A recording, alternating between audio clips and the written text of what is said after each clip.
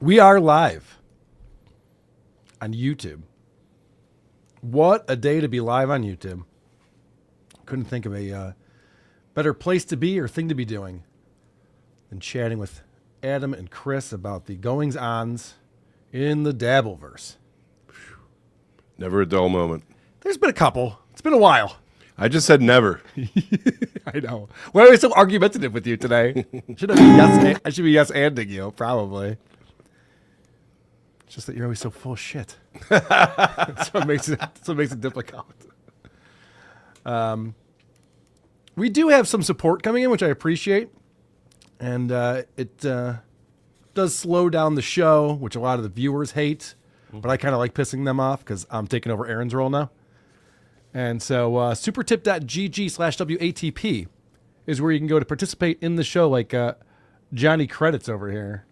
A fascist Trumper asked me why I have puberty blocker ad shots on the children's menu of my mobile coffee shop. I said to keep my child mutilation grift happy, healthy, and safe. That would be a fun thing to sell at a mobile coffee shop. People get a kick out of that. You wouldn't have any arguments. No heartache coming in. What do you think about Brent Hines motherfucking the rest of the Mastodon guys? I think hurt people hurts people. I don't know what I'm allowed to say, but the atmosphere's gotten a lot better within the band in recent months. Guys are having a lot more fun. Riley and friends, another win for the toe. Oh boy. I can't wait to see. Well, that's the most frustrating part. We'll get into it in just a second. There's so much I want to say, but why don't we just start the show and then we can say all the things that we want to say. Things. Yeah. You see, this is a we just do it kind of show. Stuttering John contacted and harassed my mother. Episode 633. Are you a boner guy? Oh, I was a boner guy. You know what? I miss penis. What are you talking about? I'm the one who should apologize. Is it going to be absolutely riveting? Is it going to change your life by any stretch? Probably not, but it's going to be at least entertaining, okay? By the way, for those people that are in the back, remember to shut the fuck up. Cuzaroo. Slapperoonie. It's showtime.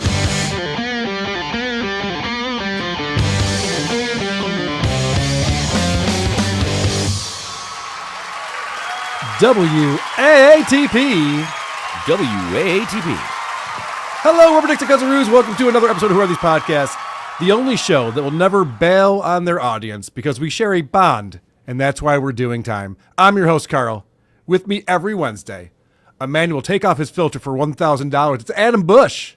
In life, every mugshot is another victory.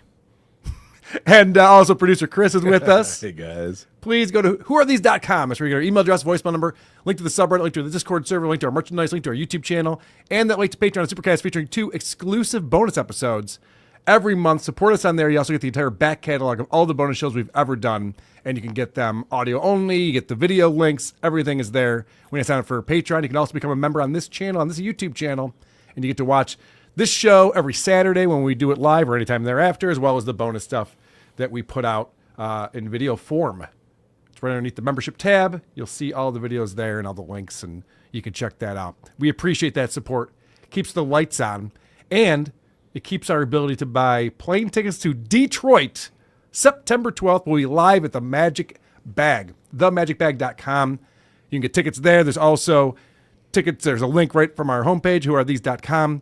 And I will tell you, ticket sales have been bonkers. We are running very low on tickets, and it's crazy because we just announced that this show was coming out. Of course, Drew Lane and the gang will be there, and Dave Landau will be performing with us on stage. Cardiff is coming. So, Eric Zane is coming. I forgot I didn't formally invite him yet. He got very upset with me. I was trying to keep him off the roster, but no, Eric Zane will be there. Well, the whole Michigan crew will be with us in Michigan. So looking forward to that. Also, we encourage our listeners, give us 5 stars on Apple Podcasts or wherever you review podcasts, and then shit all over us in the comments section. We'll have our review girls on later.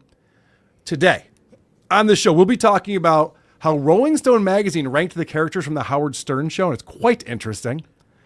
Casey Armstrong did an interview with Adam Busch not too long ago. Talk about that. Quadfather gets drunk and gay on his show. He's mourning. He's mourning. Opie is in his glory as everyone's talking about the heat wave. His weather show is finally fitting in now. It's great. Tom Myers is putting up some new content on his channel, some very different types of content. Also, the Review Girls will be here for another round of 2 Minutes with Tom, the Cardiff produced for us. But first, Aaron Imholte was booked into jail today after he's been claiming for weeks that he had a plea agreement. It was going to be a $50 fine and probation, and he was going to go in, and they were going to tell him that, a little slap on the wrist. Hey, don't do that again, buddy. And he was going to go, I won't do that again, buddy. And he was just, Minnesota. And he was just going to take off and have a great rest of his day. That did not happen. That did not happen at all. In fact, we have a new mugshot from Aaron because he was booked today. What is going on here? My first question is, did he wear a T-shirt to this thing? Is it possible he didn't put on a suit and tie? I got to say, he looks better there than in the blue suit. Does he? He looks red. It's got some color. Yeah, why is he red? It's weird, isn't it? He looks like a toe. Maybe that's what it is. Maybe he's in character. Did they put him in orange, or is that a shirt they made him change into? It must be some kind of. You can't sit there in a suit. Yeah, maybe they made him change into an orange jumpsuit or something, and that's the lighting on that's really bizarre. You'd think they take photos in there often and know how to. Yeah, he's just do really that sort of embarrassed, and he's all flushed. Yeah, I would be. I'd be very embarrassed based on the weeks leading up to this day and everything that he's been saying about it. And I have a clip of what he was talking about this morning on his show. But first, so he was booked into jail. And Melton's down there. He's down there with Nick Rekieta. And they're hanging out. I guess they just went over to Stoney's, the biker bar where Aaron, it's their big sponsor, and Aaron does his annual shows there. I guess the Cheetos, the owner, tried to fight Melton, and they kicked them out. Oh, wow. Yeah. So I guess they're causing a disturbance over there at Stoney's. But yeah, Patrick Melton was reporting on this on his Twitter feed. He said that the judge was not happy with his conduct and how he's been handling himself in this whole revenge porn case. Do we know what the judge said? Do we know what they were upset about or what the issue was? Yeah, so basically what happened was Aaron was given this plea deal, and he saw that as, okay, great. Now I don't have to worry about shit. And you got Gino and Keanu laughing about Kayla's nudes that they got sent. And, Aaron's not coming out and saying it directly, but you could tell he has little remorse, if any. He doesn't seem to think that he still was saying on his show that this was all horse shit and this was just Nick trying to get revenge and it wasn't a real thing. And so the judge is going, oh, you've learned nothing. We're not going along with this plea deal. And so there were additional charges that were added on or counts of it. Uh-huh. And this came out and Aaron goes, it's nothing. I talked to my attorney. He said it's nothing. It's not a thing. The internet's trying to make a big deal about it, but there's really nothing going on. And so it turns out that there was something going on, and they want to teach him a lesson. So his next hearing will be October 2nd. Oof. Yeah. And that'll be over Zoom, which is interesting. And so he's got some conditions. I assume that he bailed out today or bonded out something, because Pretty Antisocial posted this on their Twitter. It says the interim conditions for Aaron Imholte. So if he wants no conditions, he could post $100,000 bail or bond. But if with conditions, it's remain law-abiding, make all future court appearances, make and maintain contact with attorney, do not leave Minnesota without written court approval, keep court attorney informed on current address, contact your probation officer as directed, no contact with the victims, do not enter the victim's residence, stay a reasonable distance away from the victim's residence, and the cash bail with conditions is $5,000 or post bail or bond with conditions for $50,000. Now, I'm not real familiar with how that works. I know it's like a 10% is what you have to pay, and you get it back. It's pretty standard. Right? But it didn't say he can't do his show, which is interesting because all the things you mentioned were really just he's doing his show. And if he wasn't doing it, this wouldn't be an issue. But it doesn't say that. No, it doesn't. And I don't think the state can tell you to stop working. Yeah, That's his job. I think that's the issue. And so we're going to watch this clip. Aaron had this epiphany over the weekend. He went camping with his kids, and he comes back Monday this week and goes, guys, I've figured something out. I can't believe, this 38-year-old just realized how life works. S'mores are amazing. He goes, maybe I should be focused on the things that are positive in my life and that make me happy. And I all this ugliness with the ricadas and everything that's happened to my life in the last year plus, stuff I shouldn't be thinking about and talking about on the show. He's had this epiphany before. I remember at the end of the year, he's like, 2025 is a new year. We're not talking about drama anymore. We're just going to do a show. Or the goal. Yep. Right. Oh, yeah. He wasn't going to stop doing the goal. Well, he went on Twitter today. Just now. He is out of jail. He was not in for very long. He says, I'm going to skip a show tonight. Time to rest, recalibrate, and let all bad things die. The shows of the last week have been fire, so let's stick to that theme. Good night, guys and gals. He always has to compliment himself. It's amazing. All right. So he is not doing a show tonight. And what I was excited about, and my text thread with this little piggy guys, we were talking about how Aaron spins everything. Another spin for the toe. He cannot bring this up. He cannot talk about it. He can't even talk about how we can't talk about it. So this is going to be like the biggest blue balls for Steel Toe fans. Yeah. When he comes back tomorrow morning, he's just like, yeah, so the ceasefire. And, he just starts talking about, the heat wave. Fuck. It's going to be really obnoxious for I don't people. think he's going to be able to keep to that. I think people are going to start talking to him in code, and he's going to start picking up on that code and then just run with it. Because even this tweet right here shows zero remorse. He is always speaking to his audience and to his perceived haters, not the judges and lawyers and victims that are watching. And right before he put out that tweet, he just posted a photo of his dog and said, such a good boy. I know, he's coping. He's trying. He's doing something. Not sure try and seem human on like a dating profile or something. Right, yeah. Hey, look at me, I'm a dog lover. Okay. Cool. So this is from this morning's show.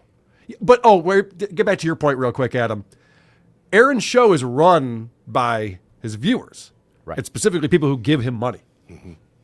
So there's going to be, and he might make some money on this, there's going to be people who will just super chat him in order to get him to say shit he's not supposed to say. Yeah. And get into more trouble. And I don't know, can Aaron help himself?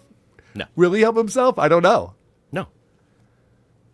So it'll be interesting to see. But this is Aaron's show this morning, leading up to the sentencing. So we knew he had this appointment this afternoon. We've been talking about it for quite some time.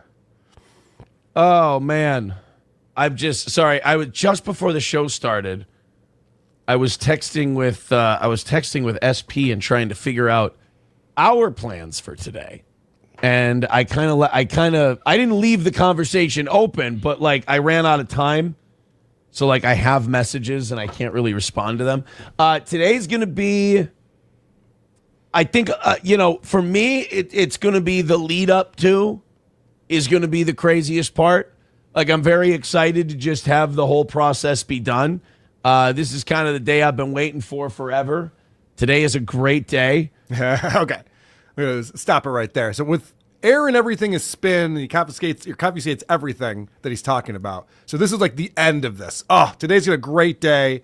The court's going to give me whatever they're going to give me, and it'll be done with it. No, this is just the beginning. And he thought he was just going to get probation and this fine. It's that's ongoing. That's not just today. That's from here on out, next year, 2 years. And so it's hilarious the way that Aaron spins this to his audience to be like, this is great, man. It's finally over. We're done with this nonsense with the ricadas, and we'll never have to talk about it again. Interesting spin. It's finally going to be over. I did see that the hearing is scheduled for 15 minutes.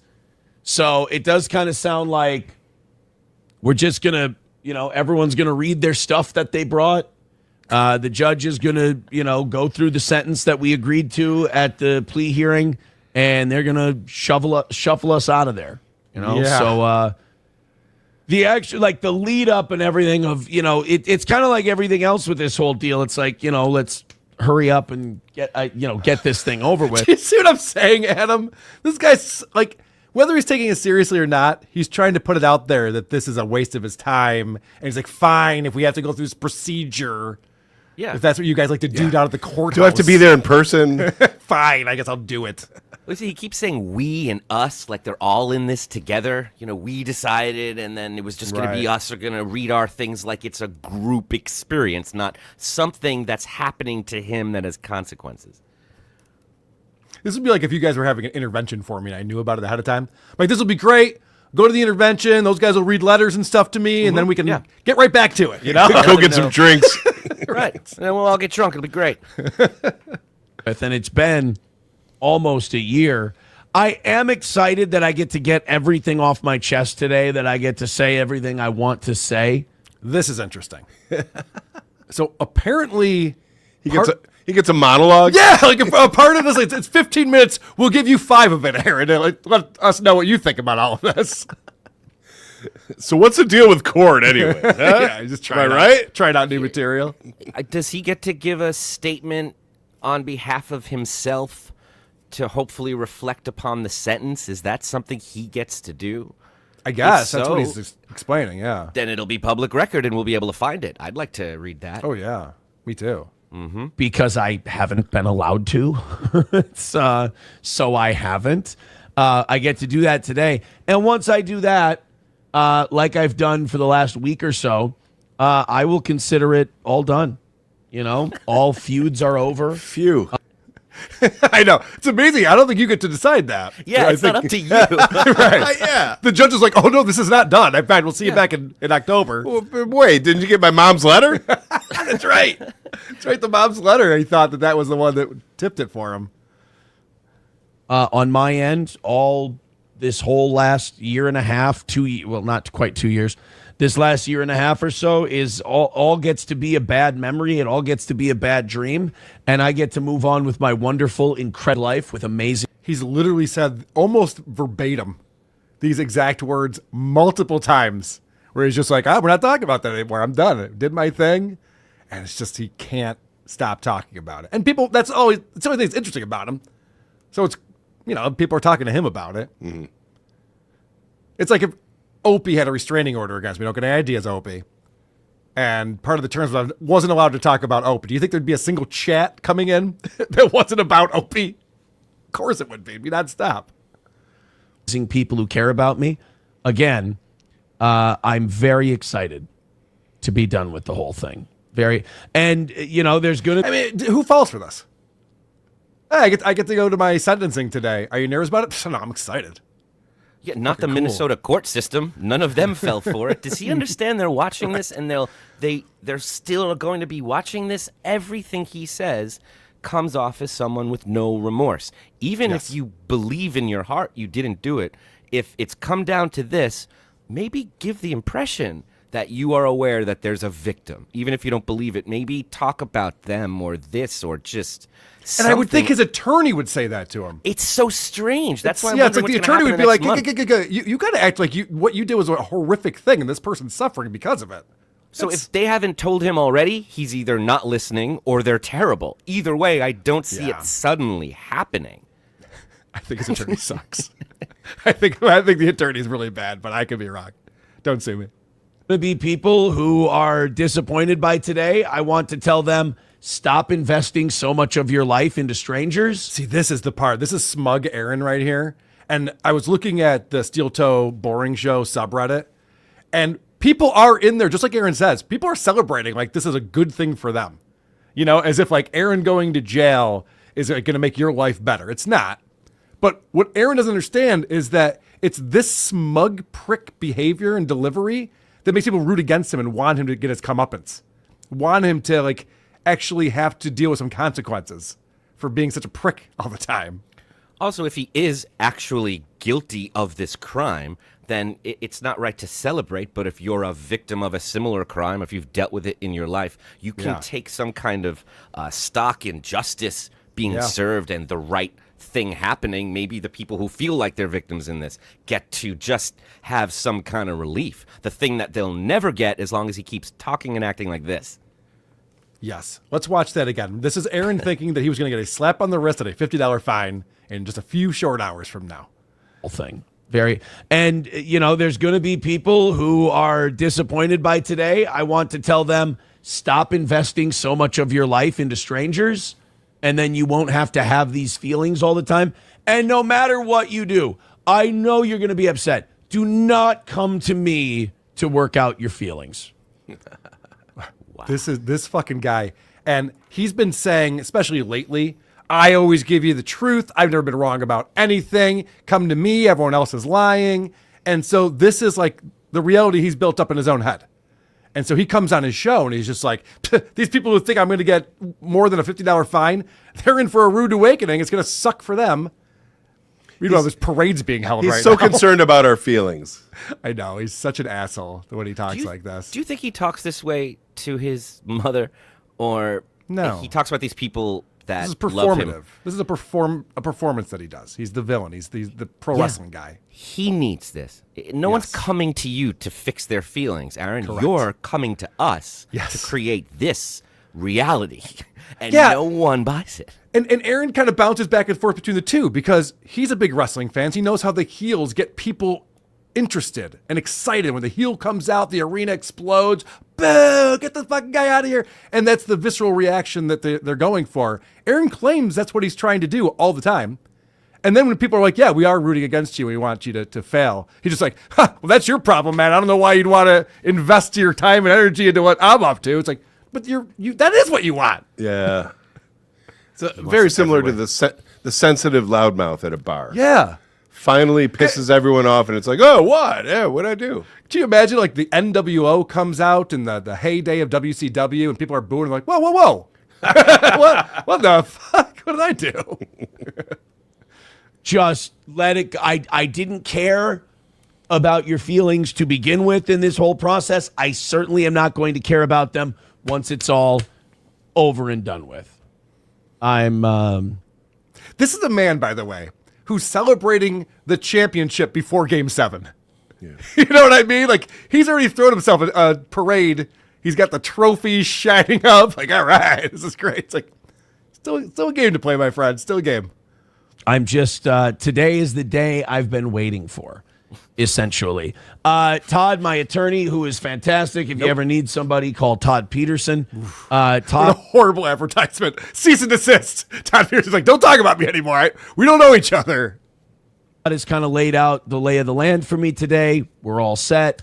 Like I said, we made our deal, so there's no secret there. How does the attorney not know? Now it's just, getting it all. The plea itself is in writing. That's all done. Obviously not. That's the whole point of having the sentencing, I guess, is because the plea isn't just in writing and it's all done, obviously. But how does his attorney not know this? The attorney should be communicating with the court, whatever, prosecutor, and figuring out, like, yeah, we're changing things. Like, we don't like the way he's behaving. So is his attorney just asleep at the wheel? Like we said before, is Aaron just not listening? Or his attorney's like, yeah, he is a prick. You're right. Maybe he also hates this guy. It's very possible. Remember that moment when Joey C's doctor just turned to him and said, you know what, just do what you want. And he took it as like a victory. Maybe that's his lawyer's like, I can't stop you. Like, there's no way the lawyer hasn't said, talking about this on the air is not helping. You have to stop. Good or bad, just stop. And he's not listening, and he won't listen. And the lawyer's just going to do the bare minimum for that kind of guy. Now it's just having the judge kind of tell us what we already know. And, of course, now it's just having the judge tell us what we already know. Tell us what we know.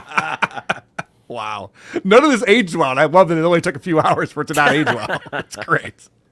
Buddy getting to have their say. And I'll tell you, I did talk to Adam on the phone today when we were kind of breaking down what we were going to cover on the show. And I said, I want to cover this. This was before I knew what was going to happen. Mm-hmm. Even if he had gotten the $50 fine and the slap on the wrist and a year probation or whatever, this was still interesting to me, that this was his approach to it. And then when I saw the news flash that Aaron's in jail and he got booked, I was like, oh, this makes this way more interesting now. What an idiot. I have to admit that he doesn't seem as confident as his words would have you think. Oh, he seems scared. He seems very nervous. Yeah, and I think that's why he's changed his tact this week. Well, I'll talk about that in a little bit. But, yeah, you can tell this is a man who's dreading this. I'm excited about it. This is great. This is a great day. Just be honest with yourself. Unless I'm mistaken, the judge or everyone would probably prefer if he was like, I'm a little nervous today. Yeah. I'm just going to, like, some humility, some humble, some gratitude, just something other than smug arrogance and just the absolute belief that everything is going to go his way, because it should. Mm-hmm. Everybody getting to get everything off their chest, which I'm excited about. Also, boys and girls, if you would respect this after today is done, we're not going to talk about any of it anymore. I think it's better for everyone that it all goes away. It all goes away. It'd be better for you. It wouldn't be really great for this little piggy. You're not thinking about our feelings right now, Aaron. This is the epiphany that he had. He's just like, I'm just going to focus on the positive things in life. Stop talking about all of this. I think Aaron was told this week, you have to stop talking about this. That's what it sounds like. And so this does not sound to me like a man who beat everyone and is the winner in all of this, because you listen to Aaron's show and he's saying that no one watches my show anymore. Melton's show is failing. This little piggy, no one cares about that stuff. Everything sucks. He's the only good show that's out there. If he was the winner and the big show and he's killing it with everyone, he wouldn't do this Stuttering John ask, okay, I'm running away. I'll never bring this up again. I'm taking my ball and going home. I'll never bring this up. Now, this is a man who is lost. He sounded like a parent comforting a child after they had a nightmare. He said, this all goes away. Yeah. This all goes away. Like, Yep. It's a fantasy. Like, it's really dark. He is not in reality. But what I like is that KB and Chad were keeping up on this. And Yeah. KB announced that, he doesn't like to do clip shows, but he said, he's just going to have to start covering this. I was watching that a little bit just now, and Kevin was like, oh, this is interesting. I might start covering this. And there was a funny exchange where Chad was talking about how he thought Steel Toe was boring, but now he's going to get back into it. And, Melton went, this is the other crazy thing. Can't wait to watch NLO later, because he had a video with Scott, the boxing coach at Aaron's gym. Mm-hmm. Patrick Melton went there last night and talked to him for an hour and found out a lot of interesting information that Aaron's been lying about. Fantastic. And what did Chad Zumach say on MLC today? He stole my bit. I'm the one who calls Scott. And Kevin was like, okay, whatever. What the fuck is wrong with you, idiots? I love how hard KB makes it for his fans and people that support him to keep doing that. Since it's not a comedy show, it's just about, like, we hate these people. But as that keeps shifting based on his monetary needs, everybody has to then, okay, we also hate Steel Toe, and I guess we're kind of okay with Melton since he's there, but we hate him, and Melton did the work. Like journalism, you don't just get to say, I covered it once. You go to the courthouse, you cover the story, it's yours. You're the feet on the ground, Chad. Go do something besides sit there and tell KB he's right. It's going to be great. I sent Melton a link. I know he's busy and he's trying to get things with Nick. They're doing a show, but he might pop in. We'll see. He's like rotten mango at the P. Diddy trial. Yes. Coltrane says, might see a dip in viewers and donations. My work cut 10% of our workforce yesterday, and a bunch listened. Oh, no. That sucks. Well, maybe I'll see an uptick in viewers. Maybe they'll just, they got a lot of time on their hands now. Maybe they just won't have the paycheck to chip in a couple of bucks. Good one. How about that? Potentially criminal with $5 says, will you convert to Islam? Or not that he should be concerned about it, but a guy goes, a bunch of people who are fans of your show just lost their jobs. And Aaron goes, oh, I guess you're not going to have any fucking money, huh? Another win for the toe. I was like, Jesus, dude. Read the room. Or will you remain with the Aryan Brotherhood when you're going to have me pegged to the Aryan Brotherhood? I won't be there. What I'm trying to say is I don't have to make that decision right now. So I'm going to think about it. Thank you, Dig Bix. He says, glad your case is going to be over. Take care of yourself, bruv. Yeah, I am. I'm taking care of myself. That's number one. That's the thing I would say to everyone. Block out the bullshit and just take care of yourself, because ultimately, camping trips with my children, going on. I love life lessons, Aaron. Yeah. That one is one of my favorites, if he's doing it better than the rest of us. It's all about the children. I don't even have any court dates coming up. It's crazy. That must be so boring for you to have such an exciting life. Aaron, start with your collar. Start with the collar of your T-shirt if you want to better yourself. You look like a child. You know, going to concerts with my kids, trips with my family, SP and I going to Florida, you know, seeing her after this is all done. He sounds like a man entering retirement. No, this is great. I get out of the golf course more often, sleep in a little bit. This is sad. To be fantastic. All that stuff is real. That's the real shit. That's the good stuff. And honestly, literally everything else is complete bullshit. And if you just ignore the two things happen. One, you ignore the bullshit. It usually dies eventually. And two, those who still cling on to the bullshit usually just look like desperate, crazy people. It's really a game you win by not playing. Miss Tay said, this guy has been talking about this. He's the one who spilled it on everyone. He's the reason why all of this exists. And now he's above it all. You know what, guys? I don't even need to talk about this drama. It's dumb. It's been 13 months. What do you mean? It's you know better. He decided it's over today. Okay. For all of us. And if any of us bring it up, then we're losers. Okay, Yes, good to know. Obviously. Yep. Makes sense. As it's great that the onion circle jerkers are adding to the views and the algorithm on YouTube. Another win for the toe. Oh, are they really? All right. I know that it upsets them that I don't give them the attention they'd like, but I'm just so happy that everything's coming to an end today, that it's all done. I'm just so thrilled with that. Yeah, I could tell. Made some mistakes in my life. Yeah. Watch, this is me. Let's pretend I just got booked to go on Joe Rogan. Okay. Something I'd be really excited about. I'm just so excited that I'm get to go on Joe Rogan. It's gonna be a great experience, and hopefully we'll get some more viewers over here. Like, the words he's saying don't match up with the way he's saying that at all. Exactly. I've kept feuds alive. I've let others keep feuds alive longer than they should have been kept alive. And I'm here today to let the whole thing die. Yeah. And I'm very... Not up to you. That's how they describe people hating them. I've let others carry on their feuds with me for way too long. No, they hate you. It's not up to you again. Yeah. He's saying this is going to be over, but it sounds like a farewell speech. Mm-hmm. But he makes it sound like the judge is going to be surprised to see him there. It's like, I was watching your show earlier. Sounds like I thought we were good. You ready to wrap this thing up? All right, let's come on in. Now I'm going to tell you what you already know. Yeah. And then we'll get out of here. Yeah, we just got to go through these you give a speech. Formalities. Very excited about that. Thank you very much, Walter. I appreciate that. Oh, I got lovely messages from SP this morning. I just got a lovely message from my mother and my father. See, again, if this is a victory day and he's claiming I'm so excited for this, is it going to be great? Then why is everyone who's closest to him in his life sending him notes like, Aaron, good luck. We'll visit you. Yeah, right. Like, apparently this was a much bigger deal, and he even knew that.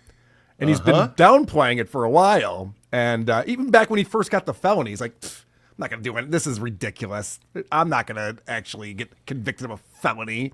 And I saw him on his show earlier this week or late last week, where he's going, nobody goes to jail for shit. I have a friend with 4 DUIs. He hasn't spent a day in jail. I'm not going to go to jail. That's bad. Stop saying jail. Bad intel. Yeah, don't put that out into the world. That's very kind. Everyone's like, if you need anything.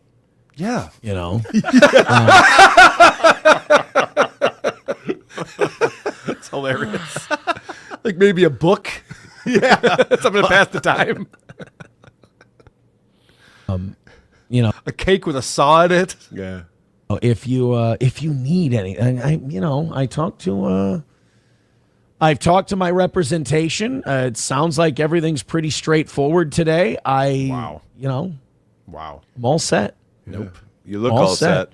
Thank you for that $70, Walter. We appreciate that. Hey, remember when you texted me earlier this morning? Do I need anything? Actually, $5,000 would be very appreciated right now. Yeah, thank you. And a book. Just a lot of people who care. Just a lot of people who give a shit. It's touching. It's very nice. I'm getting DMs from strangers people I don't know. They just, watch the show. They're like, oh, man, congratulations on everything being done today and all that. I'm like, thank you very much. Those are trolls. Yeah, congratulations. That's amazing. That's amazing. The outpouring of support's been so fantastic. Look, I heard about your sentencing. I'm sorry I couldn't call earlier. I just want to say congratulations. We sent over some stuff. You've Don't won. drop the soap. I look forward to, burying the past and putting it in its proper place.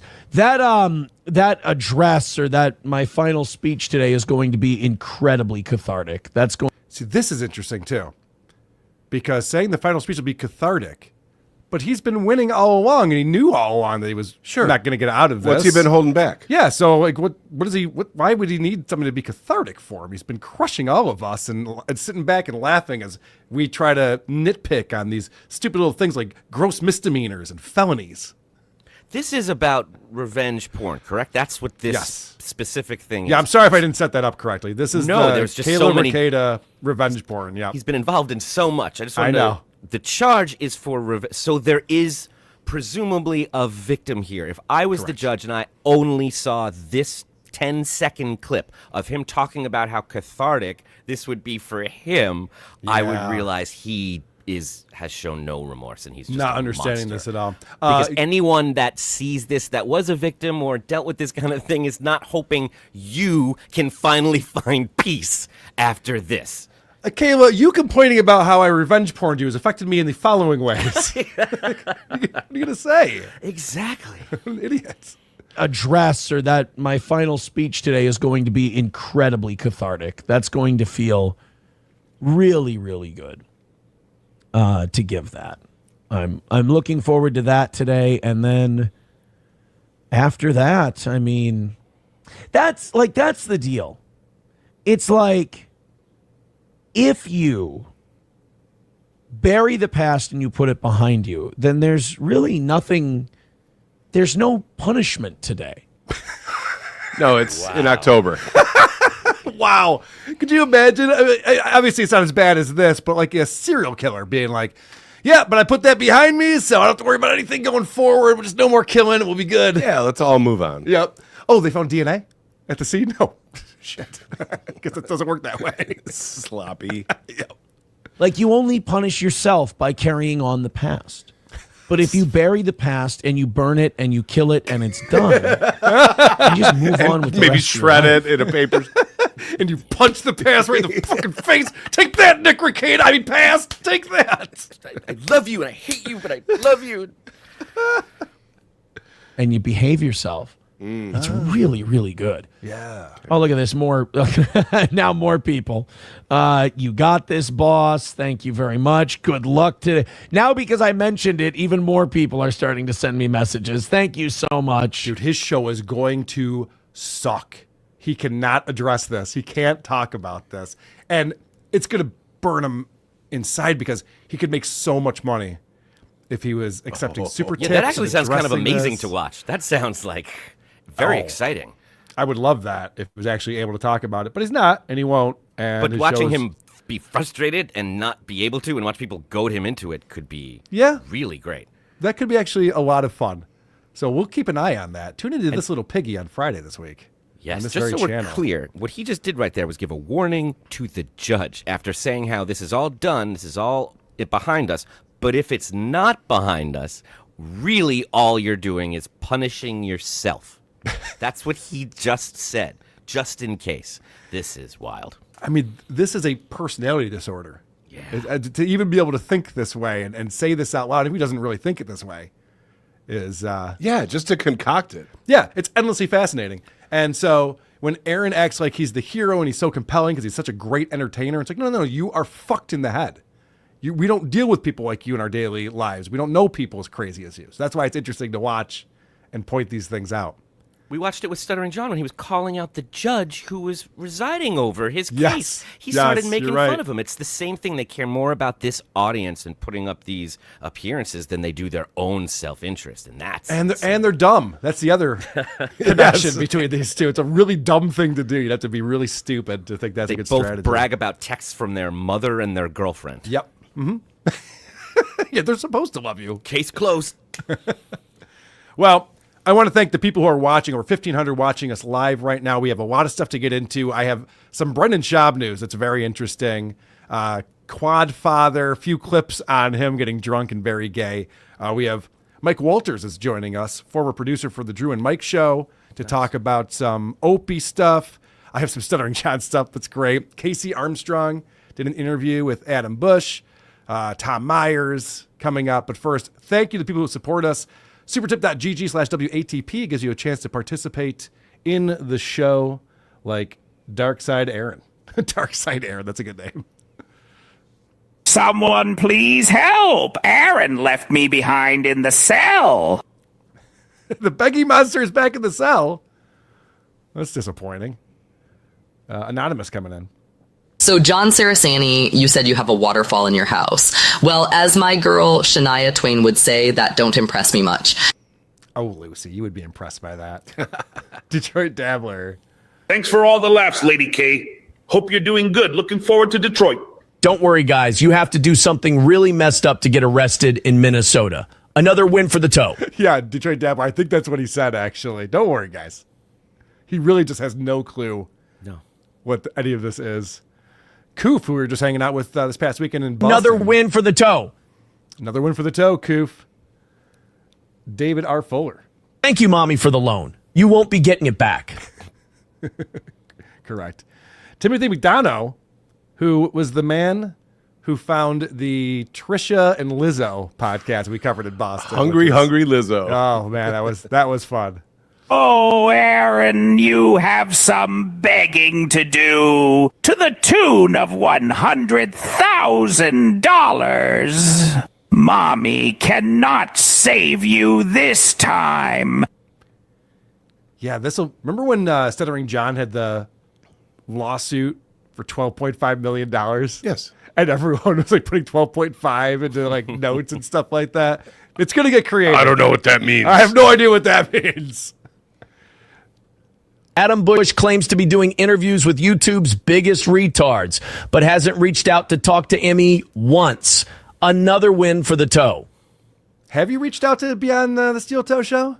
I got to sign up for Securus, the jail phone system. Right, and yeah. He You has put to money add into me it. to his thing. Yeah. It's a process, but I'm working It on is a process. I'm dealing with it with Podcast Hitman. Principled Uncertainty coming in. The judge's big fan wants to see me again in Oct. It's hard being a big star in a small town. SP. Wear the wide gauge peg. I've been a bad boy.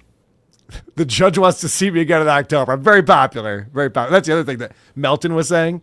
Everywhere he's going, he's asking if anyone's ever heard of Steel Toe. And no one knows what he's talking about. Like Aaron claims to be this big radio star in his hometown. Not the case. Scooter G. After today's ass kicking I received via the court system, my dad tried to chat about career changes for my future.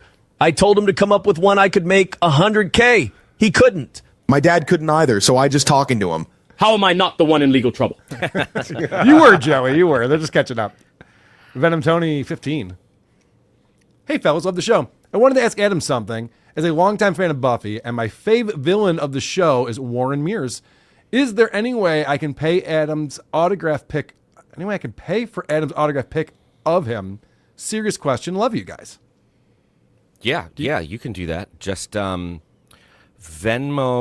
WATP and well, actually super chat them, and they'll put that in a Venmo and then send that Venmo to me. And then if you don't mind Venmo me directly the postage, right? That'll be additional. And then Chris goes to the post office on Tuesdays, so it won't be until next week. By the way, just FYI. So write a check to me. Well, Yes. no. Venmo it to me. I'll convert it. Okay. I'll deposit in your account so you can write a check from your account. thank you. But if you don't mind, add a little more to make up for the difference because we don't get that full 20, and the postage I think is at least $5-6. So yeah, we can definitely make that happen. Send me something on X, and I'll send you one. There you go. Connect with Adam on X. Hey, you fags. Did you know Blink 182 made a song about me? It's called I Want to Fuck a Dog. It 100% describes me and my life. The only part that they missed out is that I fucked my aunt. Yeah, well, it's for the sequel. They missed a whole lot more, yeah. I haven't posted the Rob Saul segment from Boston yet, but I'm going to get on that. If people haven't seen that or heard that yet, it's fascinating. Yes. Rob Saul's got a lot of issues. A lot. Daniel coming in. Joke's on you. I'll get all the cum I want in jail. Gonna delay that bail for a while. Another sin for the hoe. Yep, that's true. A lot of partners in jail for you. Wonder if Mooby still thinks the judge is so nice. The prosecutor is so nice. You know, he hates these women. Well, yeah, because when he was every time he goes down to court or the jailhouse, he always talks about how polite everyone is and how they treat him with so much respect and dignity, how great they are. I bet he feels a little different about it today. G-Rob coming in. Chad called Scott at his gym on his show today and left a nasty voicemail about Melton. He said something about Melton having nefarious motives. Oh, Chad, he's so lost. Chad has no idea what his show is. I've been really enjoying Cardiff's episodes lately, breaking that down. Chaka John. It's the best summer ever! Patrick bought me a donut that's bigger than my head! Yes, Patrick did have a very large donut on his show, but did not eat it, though. Just showed it off. Just wanted to show it off to us. Coach Aaron's cummy lips. Guys, we're 50 grand away from today's goal. Yeah, I think that's where we're going. Big Daddy Dodo. Anybody got $50,000 I could borrow? Yep. You want to hit some of these for me, Adam? Adam, do you do the Fizz mobile ads? I love you. Thanks. I don't think so. I don't think that's me. I'm sorry to break your heart. Joseph Collins, is Aaron in jail? He was briefly, and then he had his mugshot taken, then he was bailed out for 5% of the $100,000. J.C. Walls, he's skipping a show because he first needs to hear what Melton has to say about what he witnessed before he goes live and spins the lies. That does make sense. I wish that were true. I don't think he's going to talk about this at all. But if he does, emergency show. Yeah. We'll be on it. Rockorb 2002. Rob Saul liked that dog's pick for some reason. Joseph Collins. All feuds are over. Aaron, this isn't pro wrestling. No, and there's still people very annoyed with what you've done to them. Yeah. So. Arcanastoff's theorem. It sucks that Aaron had to take a plea deal for probation, drop $8,000 on an attorney, and get his mugshot taken twice just to pay this $50 fine. Yeah, it's really rude. You're right. There's a lot of hoops to jump through for that.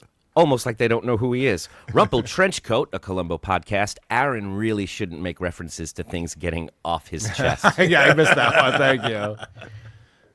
Peter Czar, member for 22 months. Adam, with as much gravitas as you can muster on a Wednesday afternoon, can you please say, convicted revenge pornographer, Aaron Imholte? Beautiful. I think we got it. Riley and friends, at least there's plenty of jizz to drink in prison. Mm-hmm. Macho Melendez. Can't watch live too often. Great show. Stay sexy. Thanks for being here. Appreciate it. Wild card. Oh, come on, Carl. You. Oh, next one. That's play the clip. Is my answer to that. I hate children. Gar Saxon, all this trouble for Aaron over 2 Minnesota Sixes. Yes, it's a lot of trouble for 2 Minnesota Sixes. Naturally negative. What is up, my Jiminy Jail Lords? Do you think Aaron will see his kids more or less now that it's up to them to visit him in jail? That's a good question. Yeah. Rumple Trenchcoat is back. Does Aaron know that a judge doesn't have to accept the plea deal for sentencing? That's what's so crazy about it. It's like, yeah, it's already been figured out. We already have that all finalized. Like, the judge didn't. Did your crappy attorney tell you that? Yeah, it's so weird. And if there's anything judges like, it's being told what to do and what they're gonna do. Mm-hmm. A queef in the night is back. Now let's move to the defendant impact statement. Yes. That's the best part. Mm-hmm. Hamhead, is he gonna pull a Chris Benoit and with a house fire? Chris Benoit. Chris Benoit, right? Here's the guy who former wrestler, had some family issues. Yeah. Hellraiser 69. Do you think Aaron prefers jelly or syrup? I prefer syrup. Nick from Sweden with a super sticker. Thank you, Nick. Thank you very much, Nick from Sweden. And thank you all for being here. I want to get into something that I couldn't believe. I got this on a very reliable, very good source. We've been covering our friend Brendan Schaub because he decided to take his entire family out of L.A., move to Austin, Texas, to keep the fighter and the kid going because Brian Callen moved to Austin because he wanted to be near the mothership where Joe Rogan and all the comics hang out so that he could keep his career going in comedy. So Brendan Schaub moves out, and he seems miserable. This warehouse that he's doing the show from is not built to be a podcast studio. It sounds like shit. The lights flicker on and off all the time. The air conditioning's loud or it doesn't work. It's hot in there. So it just seems like he's looking at this and going, was a horrible mistake. Well, I got confirmation from one Brian Redban. Brian Redban is the producer of Kill Tony. He was Joe Rogan's first producer. He works with Your Mom's House Network. He's very high up in this kind of comedy podcasting world that Brendan's a part of. And so he was talking about how Brendan is miserable, and so is Brendan's wife living in Austin. They have no friends, and the comics and the podcasters go, come down to the mothership and hang out. And Brendan does not. He is not interested in being a part of that world. I think he's been scared away from the comedy stage and doesn't feel like he belongs. So it has been confirmed from a man who would know firsthand that he is How very long has he miserable. been there? How long? 3-4 weeks, maybe Is a month and a that half. enough time to decide? I mean, they say it's hard to make friends when you're older, moving to a new city. It's been a couple weeks. He can't give it a little bit of time before he starts vocalizing how miserable he is? Well, also, let's not forget, he moved there to do The Fighter and the Kid, and that show sucks. So it's like he had to leave the other show he does, Golden Hour, with Chris D'Elia and Eric Griffin, which we really got to start covering that show, because now it's just those two yucking it up. Oh my God, Eric Griffin, Jesus Christ. Oh, I don't know how he doesn't get on more people's radar. He's so terrible. So it's not like Brendan is like building his career. He's losing a thing, going to do another thing that no one cares about anymore. He's not getting any views. Plus, Brian Callen went on a 4-week vacation, so he's like get these guest co-hosts. I was watching some of his shows from these last 3 where it's like guest co-hosts. It's unwatchable. These guys have nothing to talk about. But he moved to Austin to not hang out at the mothership. Right. That's I don't insane. that part I don't understand. That's weird. Everyone's so jealous there of his comedic chops. Is that what it is? Yeah. It must be it. And he's not like a performer. Like he can't hide his mood. So when he's cranky or feels bitter, like that's all you see. He doesn't even know how to try to hide it. He's just, as he says, a storyteller. So you're telling me it's not that I'm like super perspective on these things, but it's just like pretty obvious to everyone. Oh yeah, no, you've done just the basic perfunctory look at it, and it's just all over his face. That's all it takes. No, that was just amazing. The last time we saw them, when he was just like giving it Brian shit for leaving without even disguising it as something. Which makes perfect sense now that we know he has 0 friends. Yeah. Other than Brian. Yeah. Well, right. Who left? Where are you going, man? All right, it is time for our Cringe of the week. Cringe of the week. We're going to change things up a little bit for this week's Cringe of the Week. I want you to look at something. My sister-in-law found this. Adam, do you remember this post that you put out? You're promoting a gig that you had in Seattle. Sure. So I don't know if you know this, but this is from October 2023. I would imagine this was before you were ever in the Dabbleverse, or before you went on Stuttering John show that first time. I was probably listening. Oh, I'm sure you were. Yeah. But people didn't know that you were a part of No. that. I don't know if you've seen the comments underneath this. Oh no, I haven't.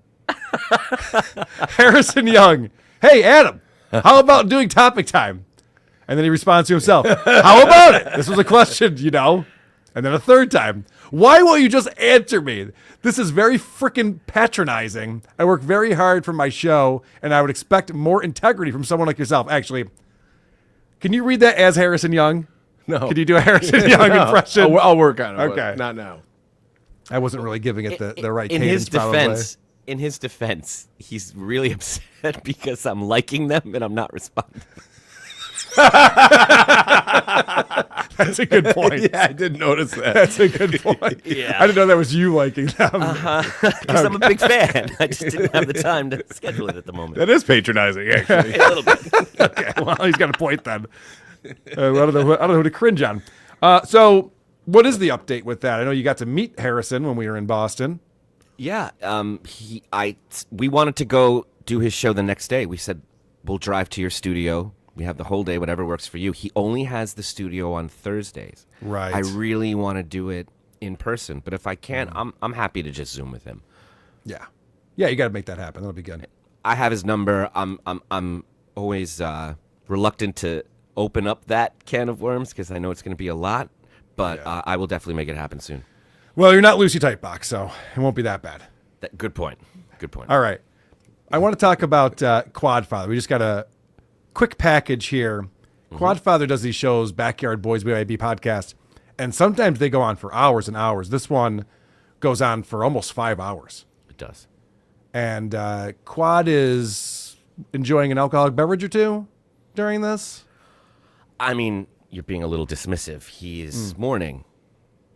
He's mourning the loss of his best friend. Did you know that they were best friends? Ski Mask you're talking about? Yeah. I didn't know Our they beloved Ski Mask who passed I didn't know they away. were best friends. I do know they don't live anywhere near each other.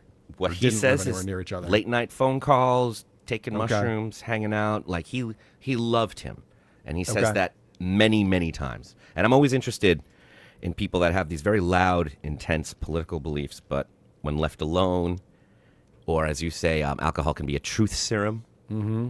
They slowly turn into the exact thing that they hate, and it makes you wonder what's really going on here. Why don't you just start with the first clip and let everyone figure out what he's trying to say?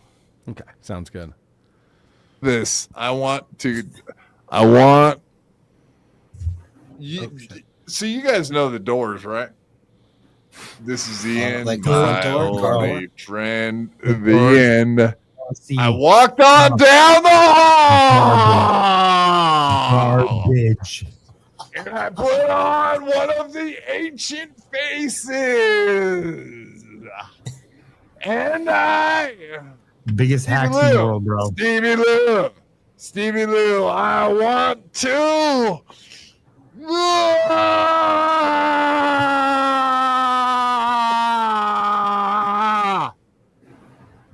I'm glad I have a volume. Yeah. Doors still suck. Okay, so Stevie Lou, I don't know how he's in this. Is it because Stevie Lou had bad things to say about Ski Mask after his passing, or No idea. He Okay. just keeps bringing them up. Okay. Everything Quad says goes back to basically penises and Stevie Lou and being gay. And no matter how hard these other gentlemen try and steer the conversation away from that, that's just, that's his happy place. And what he just said there was, I want to Stevie Lou. I want to Stevie Lou. Well, in the original song, the villain, I guess you would say, goes down to murder his father and then S.A. his mother. So I think Stevie Lou would be the mom in this. As he walks on down the hall. Yes. And now we get a little bit closer to what he's trying to say.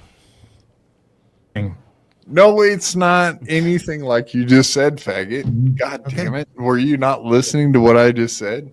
I just said I want to everything. I want everything, Stevie Lou. I want to your wife and your fuck you. You know what I mean? Like that.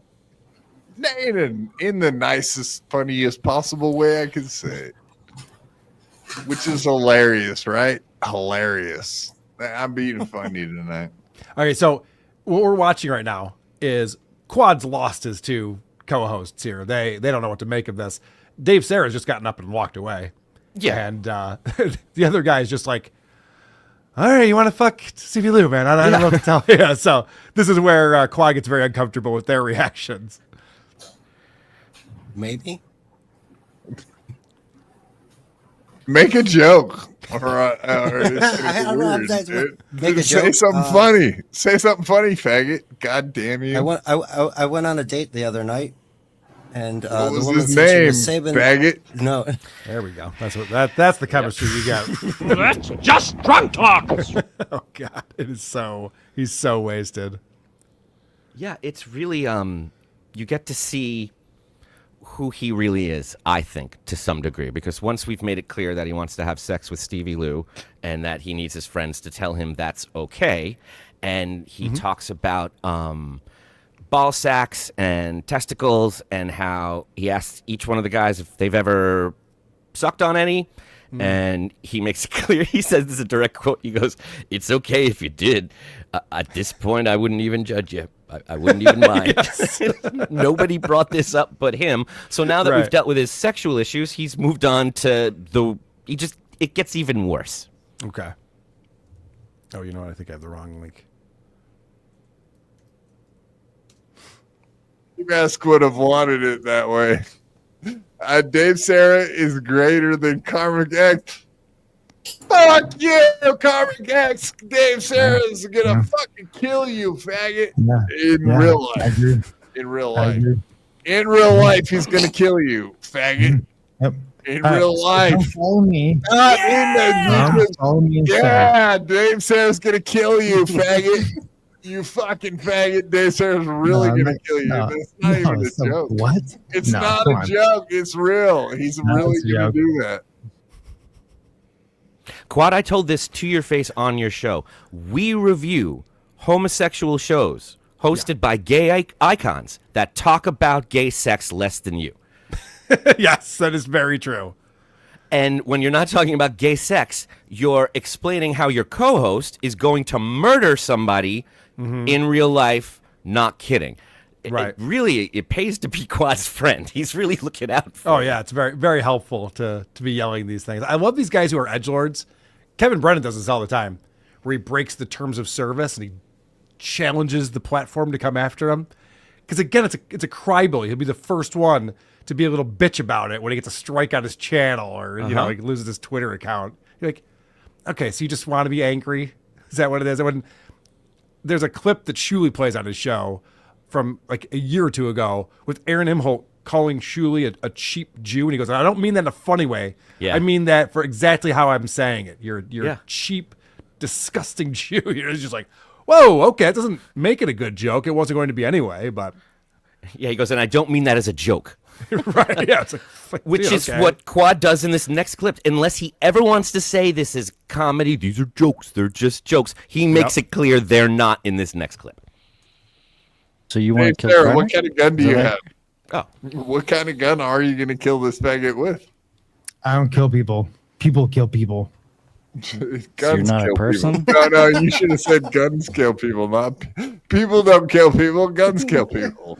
I'm an alien. I don't kill people. Only people kill people. I'm gonna start doing that on this show. Adam or Chris will say something. I'll be like, no. What you should have said was, Yeah, it's I'll, great. I'll We let love them that. know. Yeah. People love that. Yeah. Yeah. Guns kill people. People don't kill people. No, you're right. Guns kill In people. You're right. Guns kill people. In a People don't comedy kill people. club with an AR-15. Okay, very good. An AR-15. We got it. Thank you for specifying the gun. Don't worry, it's not all hate. He finally lands on love and acceptance in this last clip. Oh, good. I like to see a nice arc like this. Gonna do a The bit. luckiest, Have you ever sucked the niggers' luckiest balls? person ever. That otherwise we've been talking about her for years. Have you ever sucked nigger balls? I don't No. think so. Have you ever been in No, that stupid. situation at a No. P. Diddy party at a freak off where you had to suck some nigger's dick? Closest thing I ever got to was from Raisinets.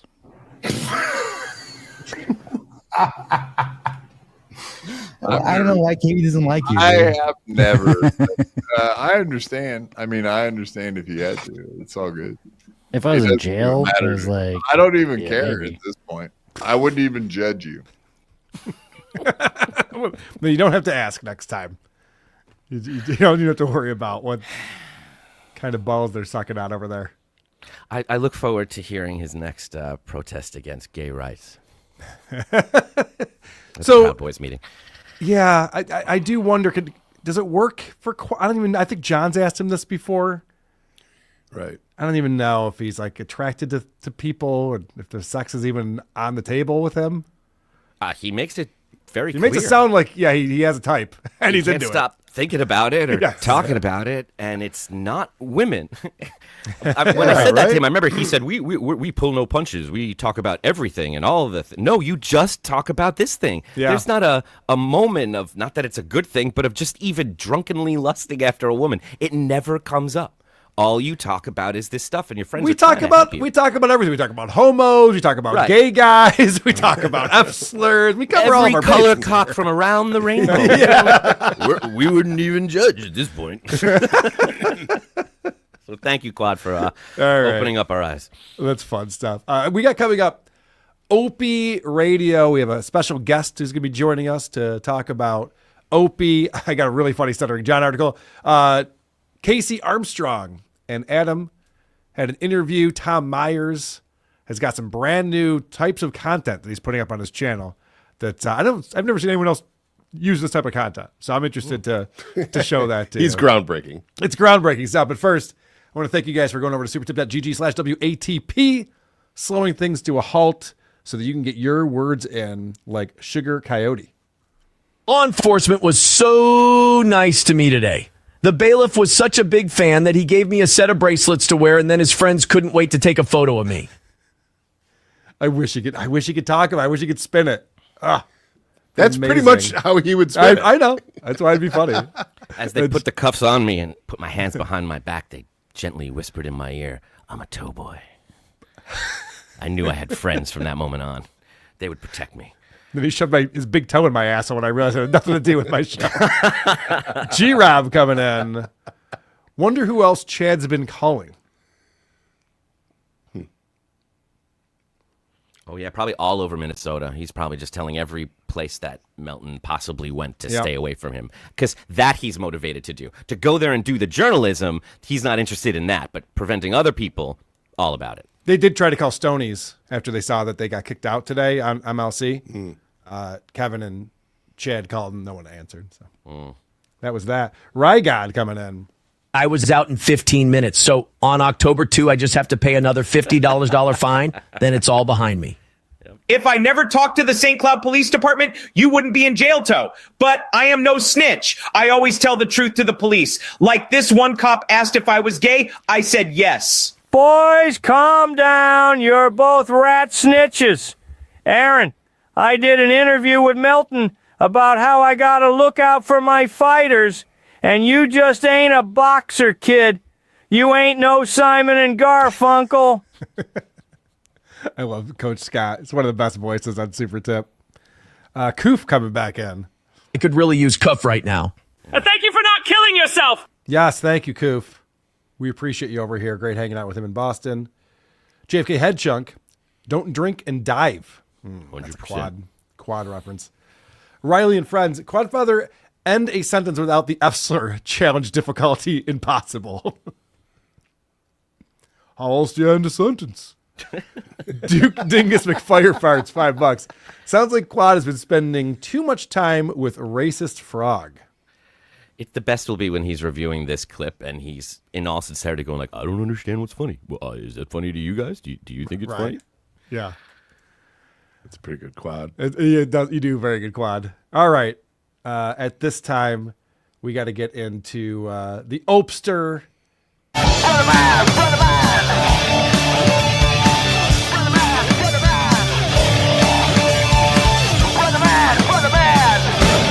Ba, ba, ba, ba, ba, ba, ba.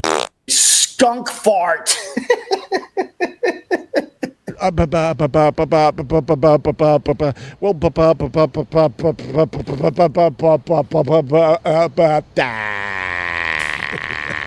Babble, babble, babble. Cuz. All right. So now Is that the segment? Having too much fun over here.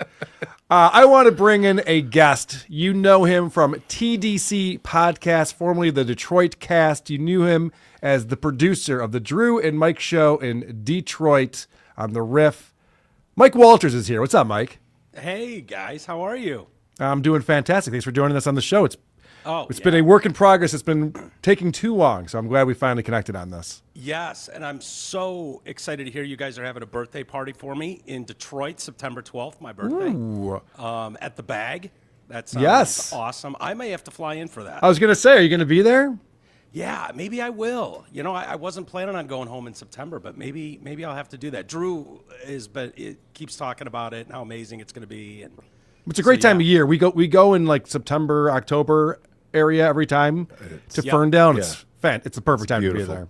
Yeah, it's an awesome area, great bar, and Mike, the do you know support who- is incredible. Do you know who Soft Weekly is? Soft Weekly. He's a huge Drew and Mike fan and supporter. That's why I thought maybe you might know who he is, but he goes by other names. But anyway, it's his birthday on the 12th too. He's going to be 55, so we have Okay. multiple birthday celebrations potentially. Yeah. If you make What it do you into think town. of the support in Detroit? Because you guys have done that before. Detroit is my second home. Yeah. We're going actually there. Chris and I will be flying out Friday. We're heading back to Detroit. Doing Who Are These Podcasts from Drew's studio on Saturday. Then we're going to see Devo Saturday night, and then we're going to the Tigers game Sunday night. Nice. Champions Club? Oh yeah. Yeah. What do you It's think? the I'm gonna best, isn't it? You think I'm going to sit like a regular seat and watch a baseball Yeah. game? Wait, Mike, what do you think about me? Just testing you. Okay. Yeah, it had been a minute. I went with Drew to the Cubbies game a couple weeks ago. Matt Riley was there, all the usual. Yeah. It was just, and that spread, the whole thing. I don't even want to know what he pays for those tickets. Yeah, they're not cheap. And That's great. You guys can talk about that on the phone. That'll be fun. Anyway, back to Opie. Let's get into some Opie stuff. But before we do that, I actually have a second. Cringe of the week. Cringe of the week. Because I was checking out a recent episode of TDC Podcast, which you can find on YouTube or audio versions wherever you find finer podcasts. And this was an interesting way to start the show.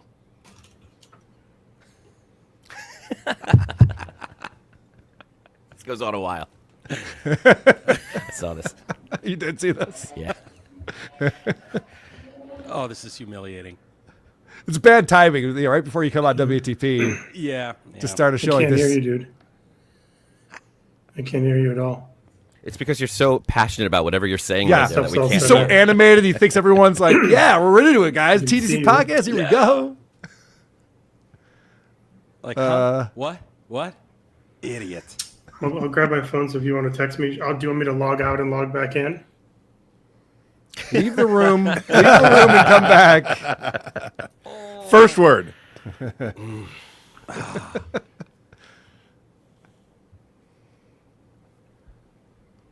That's the problem with YouTube Live, isn't it? I mean, you can go in and trim these things after the fact, I suppose. Yeah, you could. 76. Hey, there Anything. he is. There he is. Is that I better? can hear you. I can hear you. Shit, there you go. Okay. Damn, dude. You know what the problem was, Chris? It doesn't matter. Well, It doesn't matter. Off to a really good start. So Can I just say, in my defense, that's the first time that's ever happened, and it was. that's what they totally always my- say. Yeah, yeah. That's what they always say. No, I heard your excuse. You had to switch to a different email in order to send out the link, and that's Yeah. broke all of your audio settings. Makes perfect Look, sense. This is a work in progress. It's like a half studio, so I'm using Restream, which I've never used before, and that's what it does. I go from there to here. You guys don't care. It doesn't matter, but No, actually, Adam wants to hear more about. No, your audiences tech love this kind of issues. stuff. Please do go on. Adam, I don't want to hear it. I had to watch, 2 hours of whatever that Joey C thing was. Incredible. So you owe me. That's true. Yeah. I did take a lot of time up, but you're not supposed to watch it there. You just watch it here, where we wrap it up. That's show you the It was highlights. incredible. It was Yeah. incredible. The stamp. Were you really sitting there for 4 hours? Yeah, I sat there for 4.5 hours. Holy shit. Mm-hmm. Oh, okay. What do you think? He has a I was the stand-in? guest. Do you think Mario Bosco was there for a couple of the hours or No. something? Of course, it was Adam. All I could think was, there's no way this dude put up with this for 4 hours. No way. It was up to him to dismiss me. I was his guest. I stayed as long as he wanted me there, so he can never say Incredible. that he didn't get a chance to say anything or do what he wanted, or I somehow bum rushed him, or I wanted him to feel comfortable. It's important. Well, it was incredible. Adam is going above and beyond for this program. We appreciate that. I'd Now, a say. guy who's putting very little effort into his program would be Greg Opie Hughes. Greg is in his element. He's back at the beach, of course, for the summertime, and he's doing his live streams in the morning. Remember, he's got a new podcast deal with iHeartMedia, so he's putting these out professionally, and he's got a new thing. I think it's a tick or something. He starts every show the same way. Do do do do. Do do do do. Do do do do. Do do do do. Do do do do. Good morning, everybody. Welcome to my live stream. I don't think that started as the Addams Family. By the end, it was. You noticed that? You know what he was doing. And then he's just like, that's kind of like the Addams Family, right? All right, we'll just do that. I think that Opie's a guy who sees 0 viewers. When he goes live, it's 0. So he doesn't think anyone's watching. That's why he just like, boop, boop, boop, boop, boop, boop. It's just like a guy in the bathroom staring at the mirror. It's like he's got intro music going on in his head only. Yeah, there's a little bit of that going on too. But then after the music, we get right into what I now know as Opie's best content. Do do do do. Do do do do. Do do do do. Do do do do. Do do do do. Good morning, everybody. Welcome to my live stream. We are way out east on Long Island. It's gonna be a heat wave. Well, it's gonna be like 100 degrees in New York City today. That means it'll be about 90 degrees out here at the ocean. What about Chicago? Why is he giving us a fucking weather report? Partly cloudy. He can't stop himself from talking about the weather, and it means his life is meaningless. You have nothing going on. I've never checked the weather, and I should more often because I go out for a bike ride or something. I'm like, oh shit, is it gonna rain today? Because that's not something that's like on my list of things to do to think about the weather. But for Opie, it's I bet 60% of his content when he's not talking with someone else at this point. Yeah, it's also because I think he still feels like he's doing radio and that's his like obligation. But buddy, we don't want to know what the weather is where you are. We want to know what it is where we are. And how are you going to find out? You're not a localized radio show. You're a global internet podcast. So knowing what the weather is where you are doesn't help me. You see TV people doing the same thing on the news where they'll have a sports update at the bottom of the hour. It's like, who on earth is coming to you guys at this point for sports on the bottom of the hour? Right. Yeah, I know who won the game that I was interested in. Right. I've already checked on that. Yes. Senior citizens are prisoners. Yep. Here is some bad news during this heat wave for the Opster. We still don't have AC. Fred never made it here yesterday. My dampers are still busted. But even in a heat wave without AC, I'd rather be here than New York City, bitches. Coffee cups up. Let's do this. Cheers. Cheers to everybody. Hope you're going to stay cool. Hope you stay cool too, Opie. Thanks. Hope you're going to stay cool. He goes after this. He goes on. I didn't even clip this. He goes on to talk about how local news tells you all the ways to stay cool in a heat wave and how lame that is. But this is all his content now. It's just talking about how there's a heat wave and his air conditioning is broke and it's hot in there. But it's still better than that horrible, awful, wretched place where he owns a 2-story, multi-million-dollar apartment, the Upper West Side of Manhattan. He can't go an episode without talking about how much he hates New York City. Probably shouldn't have bought an apartment there, and probably should still be there now. I would imagine. Seemed like a thing you could sell at any time for a profit, probably. It's Yeah. not going down in value, so you can Right. just not be miserable and complain all the time. Are you moving out of New York? No, why would you say that? Because you bitch about it every fucking day, man. Blocked. Right. Well, speaking of blocking, of course, Opie doesn't bring a lot of things to talk about, so he has to go to the chat. And the chat gives him like an emotional roller coaster. Because he'll go from Corn Diff, who's a nice guy and likes the show, to someone who doesn't like the show. And you see just the way Opie reacts to that. That's a tomato plant. Hope you have a green-tastic day. All right. Anthony Gentile. I can't wait for my MSD. Okay, great. Thanks, brother. You added a lot today. I appreciate you. All right. You don't have to read it. You don't have to comment on it. The guy was calling out Opie for his shitty political takes. And Opie's going from, hey, Corn Dips here, we're having a good time. Oh, you don't like my political takes? All right, buddy, get the fuck out of here.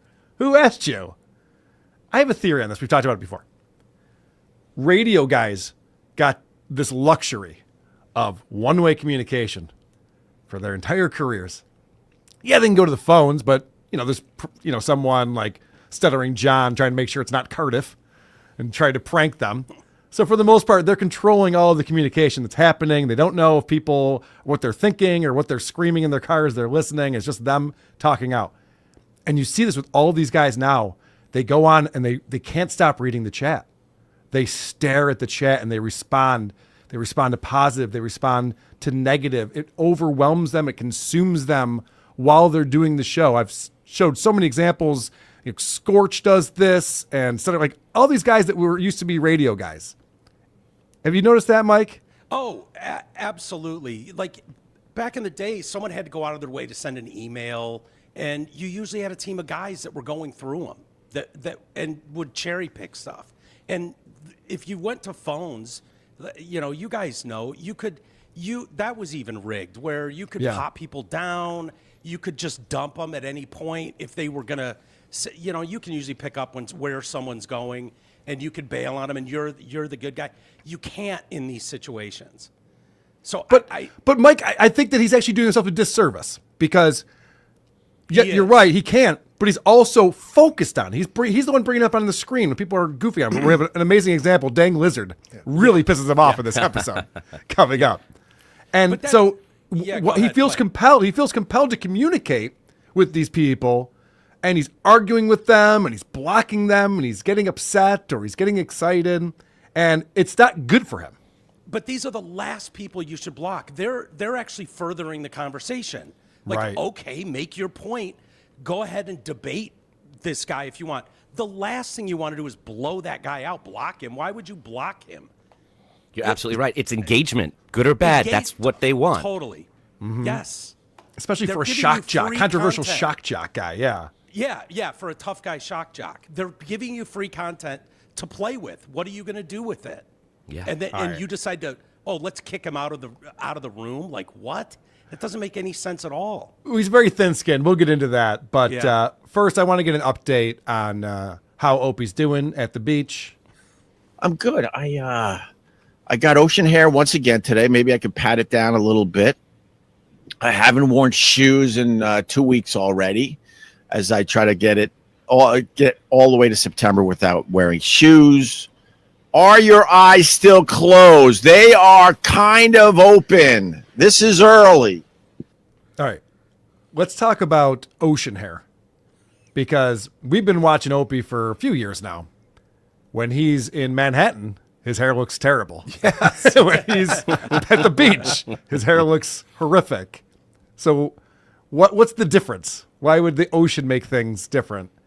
And I actually have an answer. He explains what ocean hair is. I got, once again, ocean hair. Ocean hair. I don't shower after the ocean. I like to have the salt water just on my body after a good swim. You're the old man in the sea. By the way, why are you always in the shadow? I can't even see your face. In the shadows. It's a good question, Ron. Real good question. Ron the waiter joins on to explain that his lighting sucks. But is that odd to anybody else that Opie hates showers? When he's in Manhattan, he gets up and he's groggy and he's got his coffee and he's got his hat pulled down and he's like never showered, presentable. And getting out of the ocean, I need a shower after that. Oh, yeah. Yeah, it's not just like salt water, like you have a saltwater pool or something. It's like... No, you smell and feel like shit. Yes. Yeah. Yeah, it's grimy and gross, especially in your hair. Yeah. I thought he meant like it was windy, like the beach is windy, so yeah, my hair is going to be messed up. That's what I thought. He was swimming in the ocean and wouldn't shower afterwards. This is a man who doesn't come in contact with anyone. You know, there are people who theorize. I get emails that say the family's gone. Mm-hmm. The wife and the kids, there's no way that they're around. And it would be interesting because Opie's been talking so much about like the kids' school stuff, almost like mom's got to keep them in the loop. Well, there's pizza day, and then there's homework day, and then there's dad stays away day. That's right. He knows about them. Yeah. He doesn't know their feelings or their opinions or their interests. He knows their school calendar and what's written on it. And he's been talking about that a lot lately, which makes me think like he's trying to overcompensate, maybe. Because you're like right. A character, he usually looks like this too. Like this is his go-to look. It's not like, oh, it's a last-minute thing, and I didn't have time to shower. I was at the beach with the kids all day. You go, okay, but it seems like this is his delivery all the time. A handheld microphone and unwashed. Yeah, and the no shoes thing, I don't even understand how that's really a brag, because you want to go to a restaurant or a store or something at some point with some shoes on? Get a job, have a job interview. Slow down, yes. But anyway, Opie does answer the question about the shadows, which is interesting. It just goes with the whole thing because the real view is behind me, the ocean, right? Yeah. And then I'm an older gentleman, so I'm using the shadows to cover up some hurt. And also I didn't shower this morning, so it's not a pretty sight. Now, first off, I don't think that the shadow helps his appearance. I don't think he looks better because of it.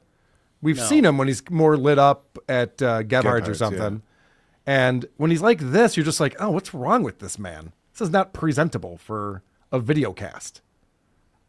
Yeah, for a former professional, by the way. I Secondly, expect this from my 10-year-old nephew. Sure. Secondly, he goes, well, the real thing you want to look at is the scenery behind me here. Like that's what the view is amazing. And I got to be honest, I'm not that impressed with this view. I know the ocean's back there somewhere, but this is kind of like and I'm sure it's a beautiful house. I'm sure it's a multi-million-dollar beautiful house. Right. It's kind of a shitty backyard area, Yeah. It's a lot overgrown and stuff. Yeah, it's not like it's like right on the beach. It's not like you walk down and then you're putting your toes in the sand. You got to walk across a bunch of dirt and stuff first. I think a lot of that has to do with how he's framing it in the worst way possible. Like he's not shooting it from above looking down so you can see the sand hit the ocean. Yep. He's sitting it from below looking up. So it just looks like the dirt is really all you see. Not an appealing look. When Ron the Waiter did join the show, I was very happy to hear that he also has a weather update for us. First of all, good morning, everybody. Good morning, Ron. As Matthew Broderick said in Biloxi Blues, it's hot. It's like Africa hot. Holy shit, it's hot in New York City. Thanks for the update. We didn't know. So I wasn't familiar with this quote that he had from this movie. I decided it's Africa hot. Even Tarzan couldn't stand this heat. That's the quote. I looked it up, Adam, because I was just like, that doesn't sound like a movie quote. Never got this hot in Brooklyn. It's like Africa hot. Tarzan couldn't take this kind of hot. Yeah, which makes more sense than what he just said. Yep. Which made zero sense. And again, nobody cares anyways. Right. These guys who get on there just like, oh my gosh, it's so hot outside. Fuck, cares? Yes, it's summer. Yeah, it is. It's hot a lot of places. Yeah. All right, they do get into political talk, and I want to address some of the things that are said as they're talking about, obviously, this war between, well, I guess it's between Iran and Israel and the U.S. at this point. And so there's some concern there, and then Opie has a hot take. This is World War III. I don't know what people are talking about. We are in World War III. It's not, is it going to happen? We're in it knee deep now. Right. So, we're in two wars. You know that, right? We got World War III absolutely started.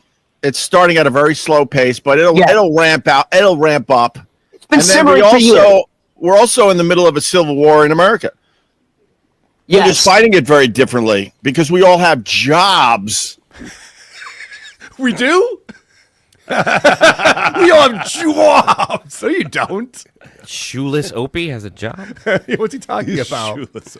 So I thought that this was interesting. Look into Opie's world. Because I do talk to people who don't get out much. Family members mostly. Mm-hmm. But people don't get out much and they just, everything they know about what's happening in the world is through screens. Look at the internet, they're watching TV, and they all have this same take that Opie has. It's a civil war out there. Everyone's, it's just constant tension and fighting. I can tell you as a guy who's been traveling around this country a ton since COVID, it's just the opposite. There is not a civil war going on. Yes, there's protests, there's things, but the news amplifies that. 99.9% of the places that you go in the U.S., everyone's getting along, and things are great. So for Opie to have that take tells me, he's not getting out. He's not talking to people. So is he just living online? Is that what's going on there? Living in his phone and thinks, his next take is great too. Well, we'll get there. Yeah. I bet, like, if there was going to be a civil war, if you wanted to get, I don't think it would be the right versus the left. I don't think it'd be black versus white. I think it'd be like all of us versus the TSA. I think I could probably get some support. I'd get a lot of people going, yeah, we got to take these fuckers out. I am with you, sir. Okay. Yeah. Start following them home. I'm kidding. They're fine people. It's the system I'm not a fan of. It's All right, proven to not work. We know that. Yeah. The political takes from Ron. Now, Ron's a very left-leaning guy. He watches a lot of MSNBC for his takes and stuff like that. And they think they're saying smart things. And I don't like to usually break down politics on this show, but just to demonstrate how dumb this guy is. South American men will never vote for a woman. Right. It's just not in their culture. They want a strong man. They like strong men. Right. So here's the irony. They all voted for Trump, and then Trump is now deporting them. Like, yeah. So go fuck yourself. You can't make this stuff up. It's like an SNL skit. It's crazy. We like it, the Trump, and now you go back home. I'm sorry. Are we deporting U.S. citizens who voted for Trump? Is that possible? I don't think that's what's going on. This is a guy who shows his ignorance and racism when he goes, yeah, all brown people were telling him to just leave the country. It's like, actually, Hispanics want there to be better immigration laws so that people aren't just sneaking over the border. That's why they voted for that. They're not voting for Trump and then getting kicked out of the country. No. Not how that Regardless of how you feel, I can't get over the arrogance that Greg Opie Hughes thinks people are coming to him for these kind of answers and these kind of takes. Like, we need him on the front line of this issue to suss it out for everybody. Especially with Ron the waiter, who we're all trying to figure out if he's a whack packer, what his deal is. And he's on here with the hot political take. Opie's going, yeah, that's a good point. It's pretty good. Can't make this shit up. Did I tell you what I found on his Instagram page that I thought was interesting? Please. He's a comic. He's a host. He does a lot of hosting. He gigs a lot. He is out there hustling. But I didn't realize that the Opie radio show was actually called the Opie and Ron Show. And he puts that everywhere. He lets them know every time he's appearing, Opie and Ron, the Opie and Ron Show starting. So that's why he does it. He gets to tell his agent. He gets to tell the places he's trying to get booked in New York where that would have some relevance, that he's the guy. That's Anthony hilarious. went to do AM radio, and now it's just Opie and Ron picking up where they left off. Can I please middle tonight, sir? Yeah, so now he's billing himself as Ron from the Opie and Ron Show. Wow. Isn't that incredible? Why is the shirt like that too, by the way? Is that like normal? I think so Ron, and I don't know if he's always been like this, I haven't been paying that close attention, but he's always looking to be entertaining any way he can, and using his words is not one of them. So now it's like he's got to show off his beer belly and show the sore on his foot and open up his shirt to show you how fat he is. You're like, all right, Ron, we got it. You're disgusting. He knows Opie likes when he's, just debasing himself. Humiliating himself. Happy. Right. Yes. Yeah, sure. Well, getting back to the deportation of brown people, Opie's actually experiencing this firsthand. So he probably understands what's going on. I was supposed to have a couple guys here yesterday working on the house, all the rust from the off season. Yeah. And they never showed, so I'm assuming they got deported. You gotta assume they never showed up yesterday. Yeah. So it wasn't the heat wave. They got deported. Yeah, apparently the day laborers that Opie was going to pay $5 an hour to come over and do work for him, and must have got deported. It's the only thing that you can figure. The ones that went to the polls and voted for Trump. Right. Those same ones. And then started their business, and now they got to go. Yeah. Really, God, it really came back around to get me in the ass. Damn it. All right, so this is where Dang Lizard comes in. This is the fireworks of the episode. Because Dang Lizard comes in to explain to Opie that he's a fucking idiot for saying there's a civil war going on. I mean, we have a thing going on in the Middle East that is quite troublesome. And that's why Ronnie's bringing that up. I don't know why I call him Ronnie. Ron the waiter bringing that up. Like we're buddies. Ronnie, And then Opie turns it immediately into, well, it's actually we have a civil war going on too. And if you're talking about World War III, the start of World War III, and then you say, well, there's a civil war, I would think that you mean like a war. Right? Because World War III would be a war, and the word war means war. So civil war, off. I would think would be a war. That's the truth. Let me go to this idiot, Dang Lizard. What a great name. Every day people in the U.S. are dying because of the arguments online. Really?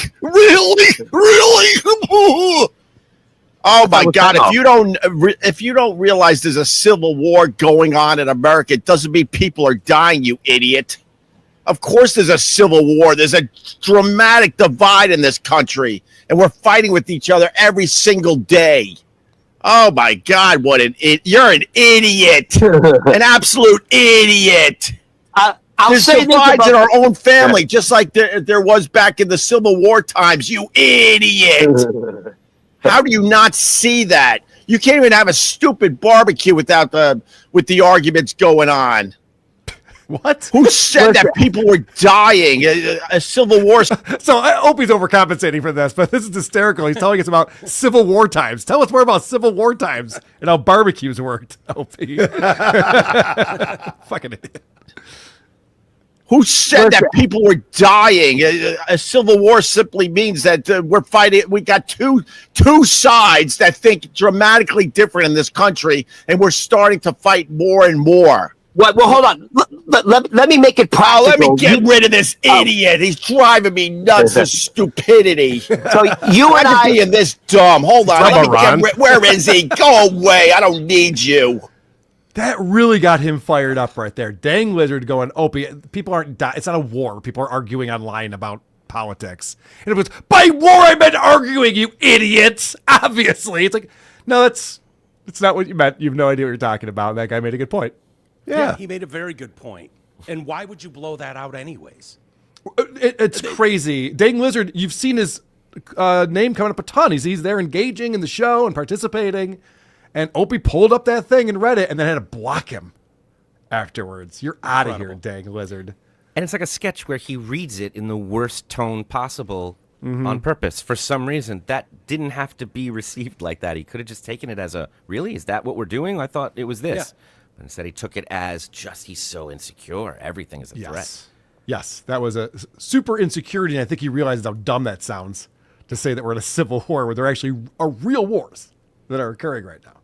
And he had to go in there and block a guy because he didn't like what he had to say or what his opinion was. And then he has the balls, and Mike and I were messaging about this before the show. This couldn't be a funnier argument to make after saying that. Yeah, it's.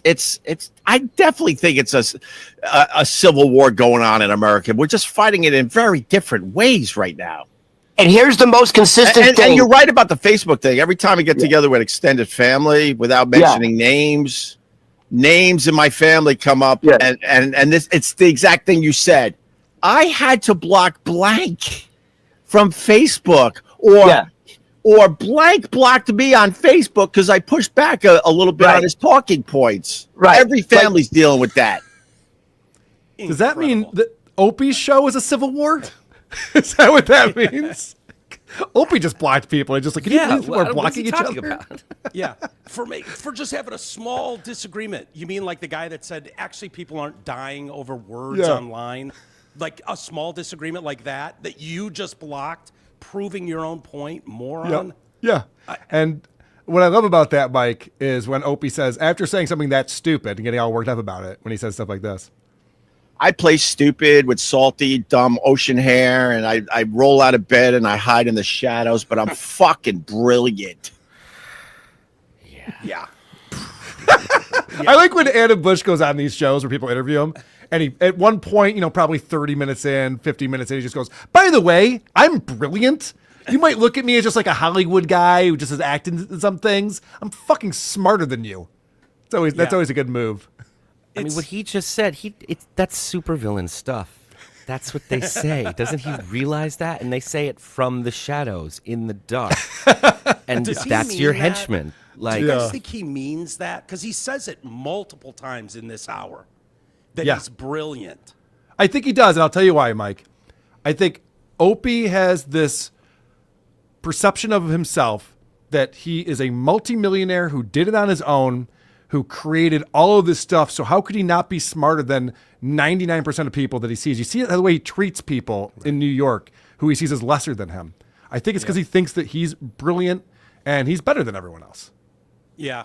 That feels right. If he was truly brilliant or just mildly intelligent, it'd be so easy for him to make a phone call to someone like Anthony who truly is comfortable in his own skin and go, hey man, for the better of both of us, it would be great to I'll pop on your show. He could worm that into something.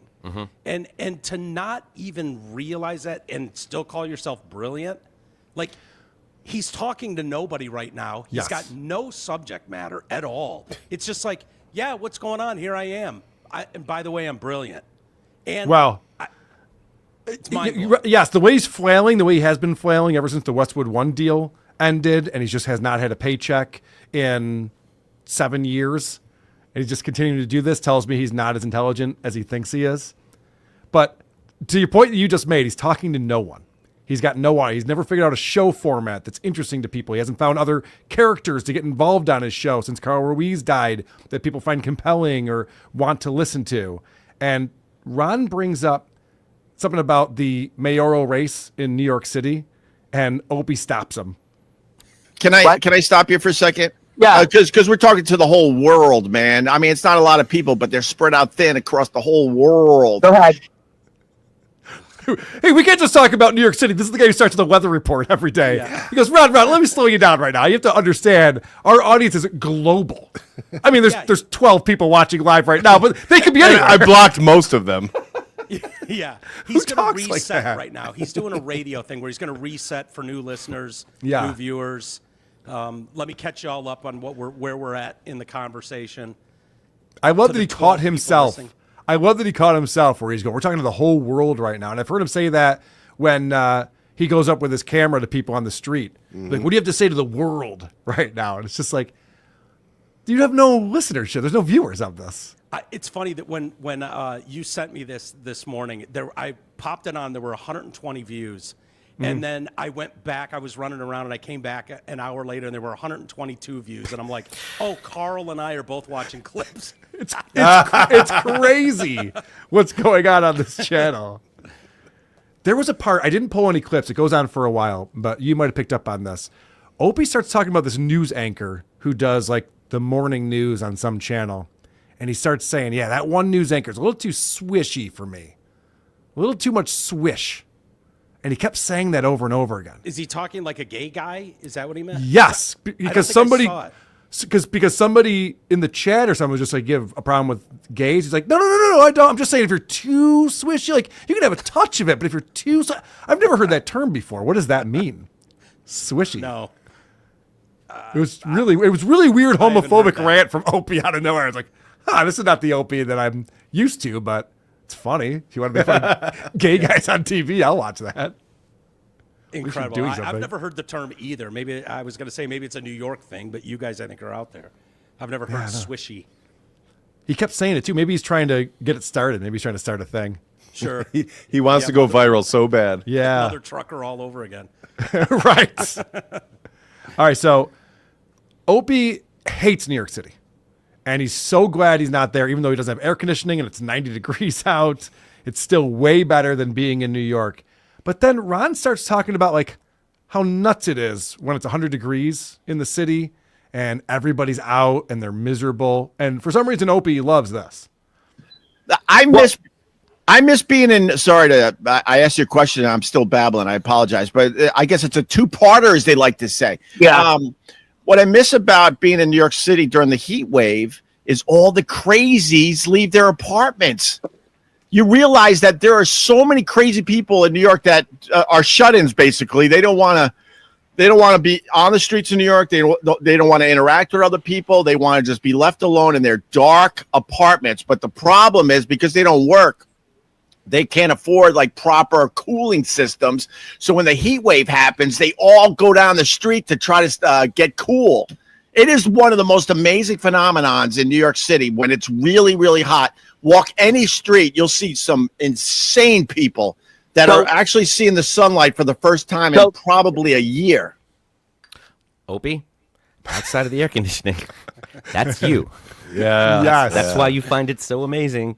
That's you seeing yourself for the first time in a long time. Outside of the air, you just described yourself, and somewhere deep down you know that. The fact that he goes, you know that there's a lot of crazies out on the streets of New York when it's warm out is A, not a good selling point for the city if you're talking about how that's really cool. But B, it's the same when it's kind of mild out and when it's cold out. And that, I mean, this is what he complains about all the time. And now he's just like, it's great. All the crazy people come out. And after that, Ron explains that they're all fat white people. Oh. Like, I've been to Manhattan. Not a lot of fat people. But If you say a so. lot of I them guess don't it like was- to wear shoes. They go shoeless. Right, yes. All these shut-ins who, when it's hot outside, go outside to get cool. Sure, why not? So then, after that, the chemistry between these two, they're developing. This is obviously the Opie and Ron show, as you mentioned, and they're starting to pull it together. Hey, you want to hear something fucking interesting? No. So listen to it anyways. This is really interesting. So we don't have enough likes. I'm going to turn this off. End What stream. happened? We don't have enough likes. I'm going to end stream. No. All right. Go ahead, Ron. What do you So got? here's the Pretty good stuff. And this is where we don't know what Opie's doing with Ron, because they'll get into a serious discussion about the uranium and whether we hit the targets or not, and then what Iran is up to, and all this kind of shit. And then it'll be like, "Can I tell you something interesting?" And Opie's like, "No." See what I did there? Stinker. What are we? What are he you trying to wants accomplish? is he wants someone to shit on, and that's it. He just wants someone to feel better than. And it was really apparent on that last interview he did 3 days ago with Jackie the Jokeman, because I think it's the first time in a while he's spoken to anyone that he couldn't just shit on or that wasn't imaginary, because he was uncomfortable. And he was shitting on Jackie in a way that Jackie really wouldn't tolerate and felt silly. And without even trying, Jackie ended up big timing him, talking about how his house gets used for sets a lot in TV and film. And this last one hired Jackie to be in the thing. And Opie just Stuttering John him. He just immediately ranted about the times he'd done TV and the gigs that he'd done and how he doesn't want to do TV and he never would want to do TV. But how much did you make doing that? Can you tell me how much you made? Because I have a condo with a really good view that they would love to use. He actually said all that. Did he really? Because I'm surprised Jackie didn't offer up how much money he made on that, to be honest. Jackie has learned things over the years, and That's even true. he is looking at Opie like, what a mess. Yeah. It's just remarkable to me that someone who had the career that he was a part of doesn't understand the basics of, like, it literally looks every time like they just throw on a microphone and he does the little goofy thing in the beginning. And, like, if you've never done this for a job, it's one thing. It's like, you're trying to figure out how this works. He would understand, like, how much prep goes into a show to know where you're going. If you're the lead on something like this, kind of like Carl's doing right now, kind of guiding it where it's going and interject. Like, he should know all of this. Not And to none of it's mention on display. Not to mention he invented Jocktober. This whole thing where it's like they listen to these morning radio shows that were just boring and talking about the weather and nothingness, and they would pull those clips and laugh at these people. What are you guys doing? This is not entertainment. And Opie's got so little that he's become that person. Yeah. It's He's pretty. become Jocktober. Yes, he really has. All right, so Opie goes off on AOC. Lest anyone think that Opie's just this guy who just votes Democrat down the line and is a big left winger. He's got some complaints. But the problem is with the Democratic Party is people like AOC. If you want America, look, here's more brilliance for you. If you want America to go all the way over here, right? Mm-hmm.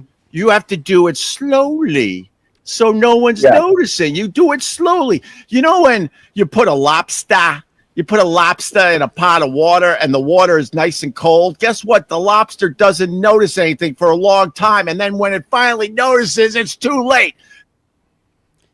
Why do you talk that way? I think he means the frog. Yeah. I believe and hasn't that been proved not true anyways, that a frog will go, oh, this water's hot, and just leap out of the pot? Yeah, it's not the lobster for it's sure. It's not a lobster thing. Yeah. No. Yeah. So what? I don't even know what his point is there. Is he arguing for AOC? Like, tone it down, we'll get there, but we got to go in increments. Like, you know that's a bad thing anyways. So what you're arguing for is for AOC to tone it down, and we'll get to the end of the earth where we can all hate America together. I don't even know what his You're just not smart enough. You just don't get it. He's brilliant. I know I'm not brilliant enough. Right. He's brilliant. That's why you're not following this. You're not picking up what he's putting down. Right. And then so this conversation is just mindless and it's just going all over the place, and fucking Opie can't figure out what to talk to Ron about. So he goes right back to heat wave talk. So are you watching the local news for the tips on how to stay cool during this heat wave, Ron? Are you making sure you're wearing light, loose clothing? Are you making sure you're drinking enough water? Are you making sure that you're not playing in the attic today? Are you making sure you check on your elderly relatives? See, this is Opie trying to make fun of the local news because he started the show doing that, and then it just turns into that thing that he's trying to make fun of. You're the one who has nothing else to talk about. He's totally trying to make it look like, hey, I'm just making fun of this too. Mm-hmm. When it's like you really have nowhere to go here. Yeah. So you just threw back to this. 30% of the show is about the heat wave. Yeah. Imagine being his co-host and bringing up the local mayor election, and he's like, "We don't do local." Yeah. You're like, "Oh, okay, boss." And then he throws that at you, and you're supposed to, "Oh, great idea, boss. Cool. Let's talk about that." Local stuff. It makes it tough. Yeah. It makes it tough to figure out what you're trying to accomplish on the show. We have Stuttering John. I'm going to ask you to hang out, Mike. There's some Stuttering John stuff I want to talk to you about. And then Casey Armstrong and Adam Busch got together and had a little conversation. We still have some Tom Myers. We have a game to play. So please stick around for that. But first, there are people supporting the show. Supertip.gg/WATP is where you want to go, like the reply guy did. The reason Opie thinks he is good at pranks is because he won a show called Who Gets the Last Laugh. It was the last episode ever. Well, so it probably wasn't the best show, then, I guess, what you're saying. Ghost Crusaders TV. If only Anthony had been listening to me lately, he would realize that his racism doesn't hold a candle to my new co-hosts or mine. Yeah, Trump is deporting all the beaners that voted for him. Civil war started before Trump was elected. It's called fourth dimensional warfare. I heard it in MSNBC, the irony of it all. Oh, hi, doggy. Are we still listening to Opie's show? Holy shit, I thought we were in the super tip section. Nope. Does he really believe that Anthony, by the way, is ragging on him all the time and talking shit all the time? Because I haven't heard that. I've listened to a lot of Anthony Cumia's stuff, and I don't hear a lot of like personal trashing of Opie. No, he talks about how his show's not very good. Yeah, well, that's true. It is, yeah. I think what happens is, Mike, people want to fuck with Opie, so they tell him that Anthony's saying things and doing things, and Opie believes it. Yeah, you would think he would get burned maybe once or twice and then figure that out. Yep. He's even said it before. He's like, sometimes you guys just tell me this stuff to get me worked up. It's like, yeah, you think? Yeah. Of course. Yeah, he's not getting the joke. Anonymous, $5. Ron looks like the love child of Michael Moore and Bill Maher. I think Bill Maher would be very offended by that. Ghost Crusaders TV again. I tell you what. If I don't get my SNAP benefits, I'll start the Civil War.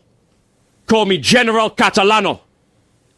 And my first mate, Uncle Bob. Oh, no. We've been a civil war ever since COVID. They made us wear diapers on our faces and told us what we could and couldn't do. Oh, my God. Opie is shro stupid.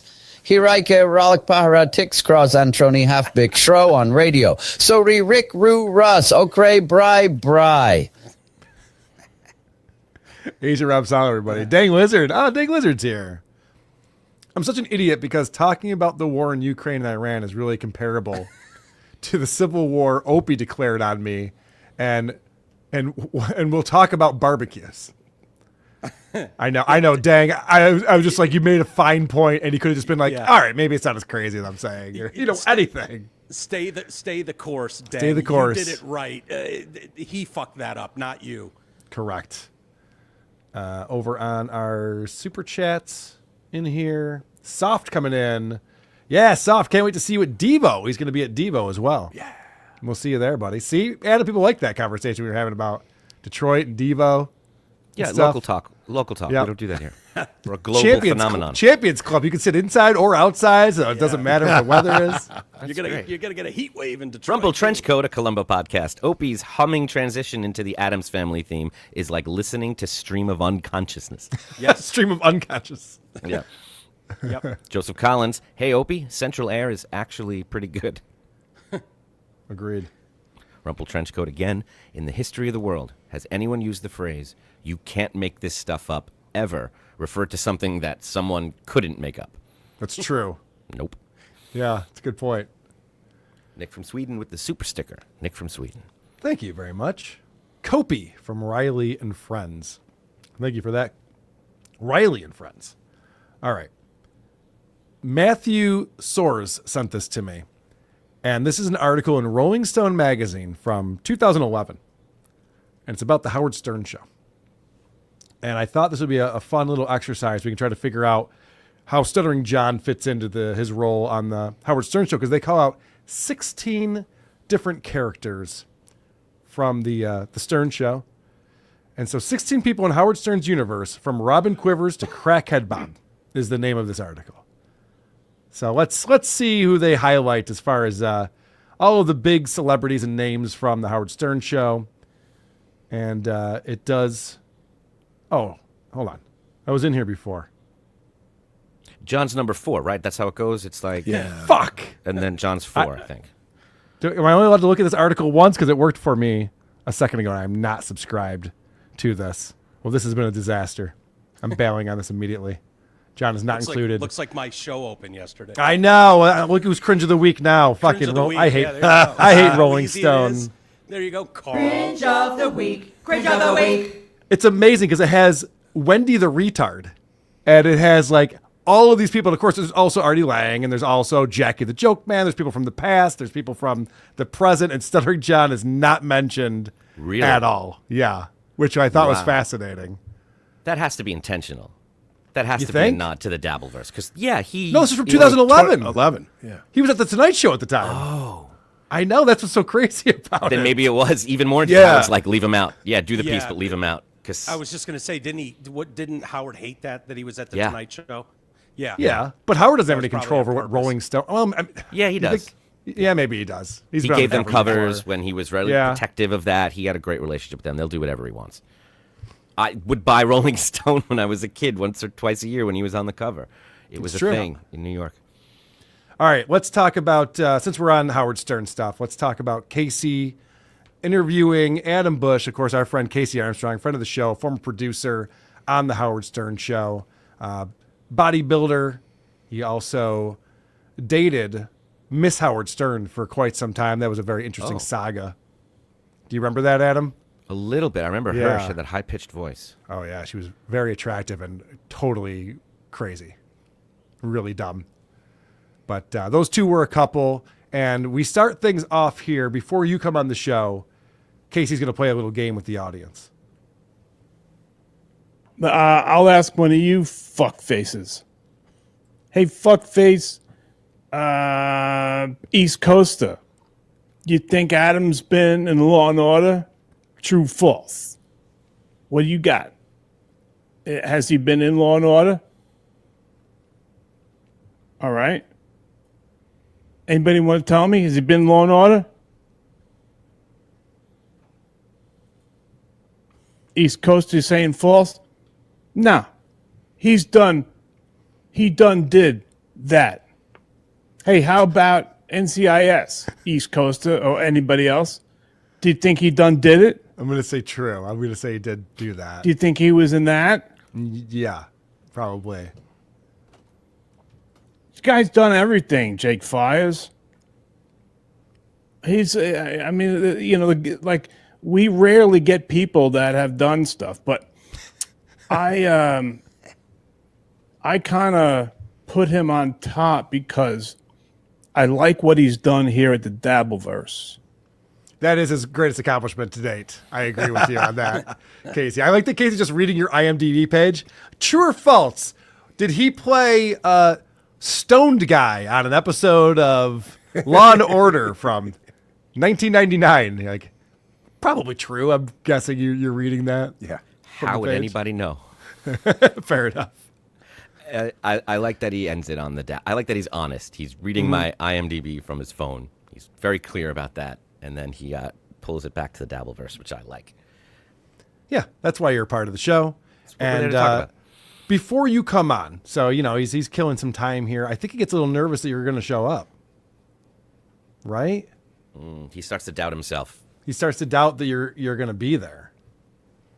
I think he's a good guy, but I don't know if I'm ever going to get him on because you know what I did is see, I'm a douche, and since I left the other place, I don't know if.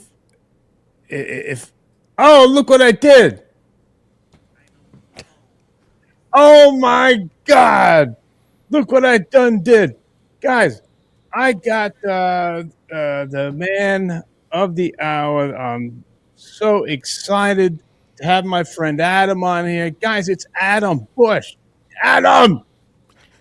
Thank you. It's not as exciting as you make it sound. Well, it's exciting to me, buddy. That was such a victory.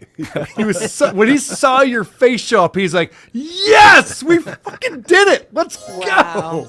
It's so exciting for him. He's so sincere about it. I know. My He's mother's very not cool. that happy to see me. She's like, "Hi." He accomplished something. I loved it. Yeah, that was impressive. All right, where are we going next, Adam? He is a bit delusional, and that comes off in this next opinion of his, but he explains where that delusion comes from. Okay. But what I think is if you were a little bit older, I think you could have given a run to be to work. If Artie did half, you might have done the other half. You know why? Because Howard said, I want a wit. I want someone who's not going to tell one-liners. I want someone who's going to get into it and kind of show a psychological place. He loved Artie. I loved Artie, and he was the man for it. But you could have worked yourself in there because you're a wit. You have a way of dissecting douchebags. I do like that, and I that's a very, very generous thing you just said. It's completely untrue. There's a joy to Artie that Howard needs. There, no matter how sad it is, he has that joy, that laugh, whatever it is. I don't have that. I would bring the room to a screeching halt. I know, because I wouldn't want to hear me on there doing what I do. That's as just you. a That's fan of the you, show. Adam. I would fantasize about writing there, working there, of course, in some capacity. But in that position, no. I'm going to go down on the record to say I did not want the Artie chair. No, not at this time. All right, no, that's fine. But the reason why I say is because you have a way, and I've only noticed it when you're on that great show. I love the Shirley show, and you're on with Rochester. I have CTE. I'll Who are these forget. podcasts? Thank you. Yeah, with What Carl. is CTE? It's when you get hit in the head too many times. From football? Yeah. There's a very good point. It's like, by the way, I think you'd be just as good as Artie Lang if you were on the Howard Stern show. And you go, well, I'm obviously not nowhere near like that kind of level of being Artie, or the personality type doesn't make sense. He goes, I've been hitting the head a lot. Okay. But there's a rational explanation for that. Yeah, I love the real-time reaction that Adam gives. You could freeze it on him with his eyes pop as soon as he hears that. Like, what the fuck are you talking about? Right. So then you bring up Stuttering John. You want to talk to him about Stuttering John. That's all I want to talk about, yeah. Well, yeah, of course. Because they have an actual relationship. They work together. And Casey came on this show, and he's done his own show and got on other people's shows and talked about how terrible John was as an employee, how lazy he was. He really gets into it. And so, of course, Adam's going to want to talk to him about it. He always thought that he was more important than he was. And that's why the book is about him. It's about, he keeps going. It's a comedy romp through my life. Nobody gives a fuck. They want to hear about, what happened, backstage or whatever. But we could talk about this shit forever. But I don't got you for that long. So I want to get your expertise. You are an expert on shit that I'm kind of interested in. Like, for instance, let's just giggle for a second, all right? I want to show you what John did when he went to Patrick Melton's house. I'm sure you've seen it, but I just want to cackle just for a second. Friends? He brings this up multiple times. So he's just like, let's have a laugh together, shall we? Yeah. And he just pulls up like random videos that he's been enjoying lately. Yeah. Yes, what Adam, he's you're a wit. Yeah. He's expressing, he's putting up boundaries. He doesn't want to talk about John. I try many times, and he doesn't want to, and he's not being rude about it. And he's doing that thing that I was always telling Joey. I'm like, what do you want to see? Do that show. He's not doing it to be mean or to cut me out. He just wants to show me some stuff. He's got some things he wants my opinion on. He's got a plan, and he wants to do it. And he has no problem very gracefully executing it. He didn't have to attack me. He didn't, give me shit for wanting gossip. He just very elegantly moved on to the next thing, which is he just wants to laugh at John outside Melton's house with the boombox, and he does. He just laughs at that for a while, Just of course giggles I enjoy. at it for a while. Hey, look at this idiot. I did there. Sounds good. Well, then he brings up stuff that he's into, and he wants to share that with you, and be like, Adam, have you seen this Birdemic movie? No, we've all seen Birdemic. It's funny. We enjoy it. So why not bring it to the show and pop it on? I don't know if you've ever heard of Birdemic. It was about a bunch of birds that had taken over, and you're a successful actor, and if you find yourself in something like this, I just had this question: what would happen if from that scene? If you don't know, let's just go a little further.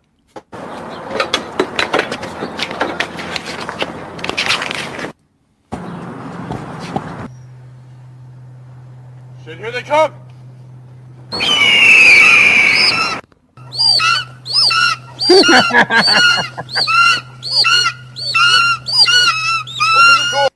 I love Adam's reaction is just like, okay, so this is what we're doing now. We're watching this. What are you even thinking then? Like you've been interviewed before.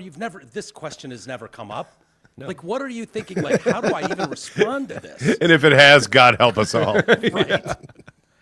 Well, I gave him, his question was basically, what is it like when you're in a bad movie? That's what he wanted to know. What is it like when you're sitting there and these, really cheesy birds come over? Like, how do you get through a gig like that? And what I explained to him is that they don't know the birds are that cheesy while they're there. Someone believes in this, convinced them, told them it's going to look great. And that's how it always is, even on a small project or a big one. You're just trying your best and hoping it's going to work out. And it became clear. He's like, yeah, let's just watch it again. It's really fun. And we do. Yeah. Was he hoping you'd just be like, yeah, look at those idiots. What a shit movie they're in. I hope they never work again. To me, it was just like a dog who throws his bone right in front of you, and okay, I'll throw it.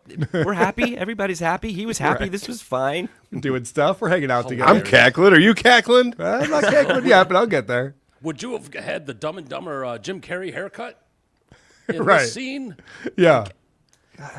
Yeah, I don't know, Casey. I would have to see it, but he's very passionate about this stuff. He loves it, and he wants an inside look at it. He showed me some Harvey Keitel from Bad Lieutenant, and we talked a bit about that. He wanted to know if those are good performances or bad performances, and I just told him it's whatever he thinks they are. If he enjoys them, they're great. Yeah, because that's the truth.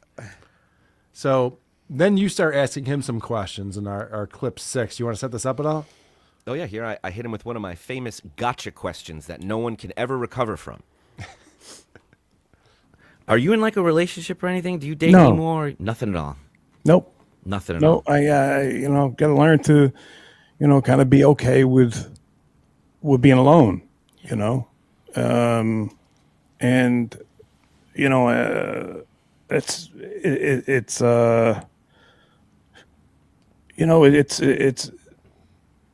it's just part of being human, I guess. Yeah. Oh no, that was Jesus Christ. That was so depressing just now. was heavy. Who are you dating? You have a girlfriend or what's going on? No, I'm a lonely man, Adam. There's no one for me, and that's just what everyone goes through. Oh, whoa, that was Therapist. You weren't ready for that, were you? No, but I was relieved that he was being honest. Yeah. He just wanted to be honest. He takes his time. He thinks about it.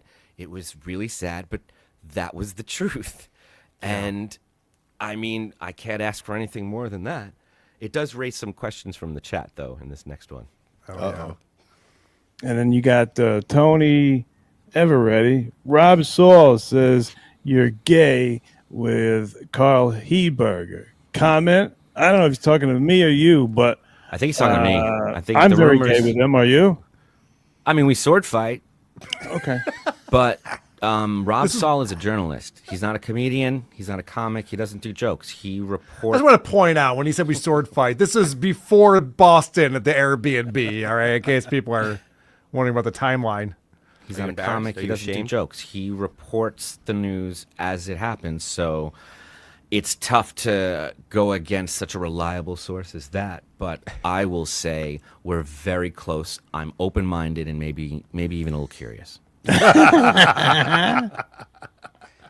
that's not going to help out with any of the rumors there, Adam, but thank you. You're welcome. And I hope Rob Saul's watching, because this is how you handle these questions. This is how you answer them. And this next one is a perfect you don't ban example. them? You don't ban them? Exactly. You don't For start all off. of them, exactly. Thank you for pointing Have that fun out. with the content. There is this option available other than Yes. blocking, what Casey is doing right here. Watch this. Where were you? Sunflower Dragon? Here we go. We got J Loiter. Love you, Casey. Why are you being a lone wolf?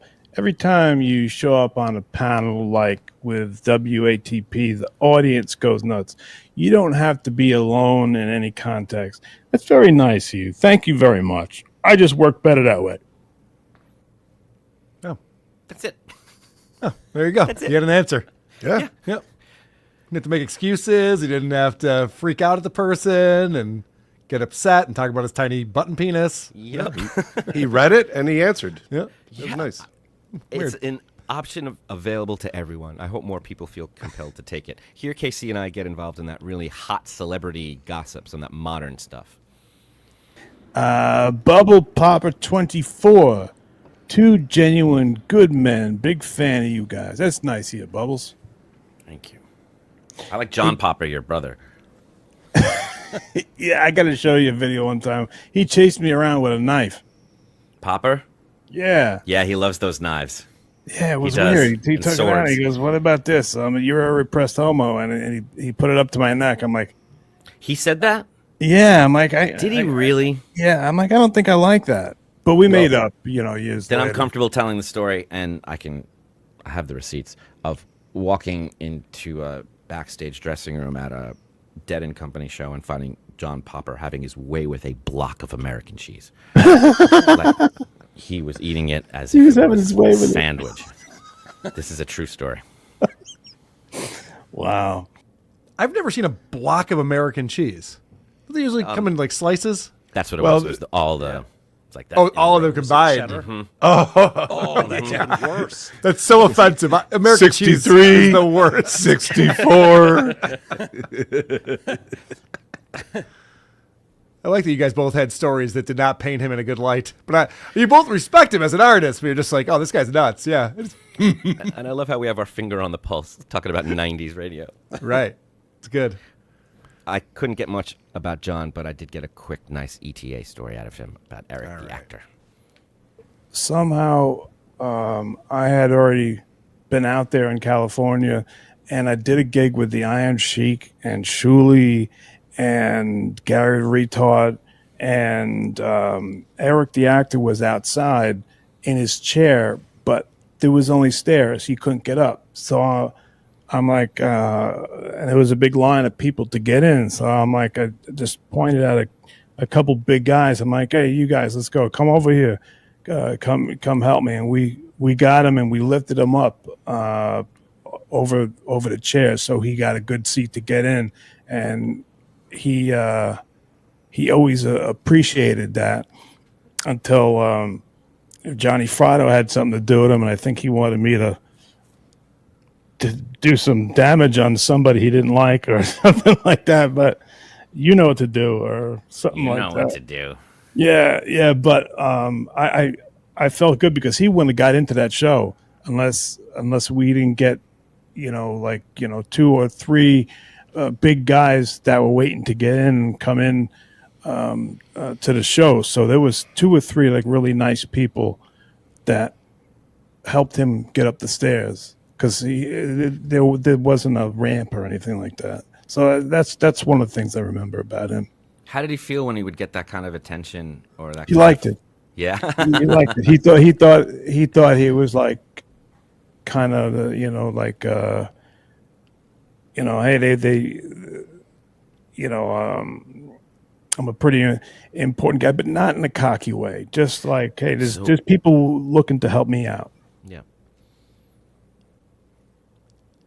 Eric was, I don't know if I guess cocky wouldn't be the right word, but he expected so much from people. He expected favors. He was angry if you didn't give him favors. He got very upset with Howard Stern when, he's trying to get these roles on TV shows. And if Howard didn't do everything in his power to make sure that he accommodated him, and, there could be werewolves where it's shooting in New Mexico, and he was concerned about that, and Howard didn't help with that stuff. He'd get very upset, Eric would. It's just part of his charm.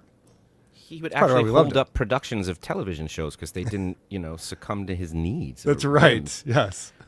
So, but this is how he sees him, and he sees him very much. His memories, Casey, are like a picture. Yeah. There's no before or after. It's just this image he has of things that happened, and that's it. And he remembers him in that way. I ask him what the difference between John and Eric is, and he says Eric didn't expect it, John did. I think they both expected it, but I guess Eric was better at just hiding it or having some friends. Well, John, I think Casey probably spent a lot more time around John and with John too. That's true. So he probably just saw a lot more examples of it, but also he was hitting the head a lot. And every sentence with that. Let's not forget about that. I think you're right. I think they spend much more time together, and he got. We to do. see We that. do love you, Casey, but he was hitting the head a lot, and I just lost my video. I'll bring it right back. You want to start setting? So you ask about Opie right here. Yeah, and I found this very interesting. Okay, you couldn't give me a little bit more time. I didn't know that's what you wanted. Well, it's cool. I also found it to be. It was also enjoyable. I definitely watched the whole thing. Did you have any run-ins with Opie? Did you ever get to meet him or? No. Okay.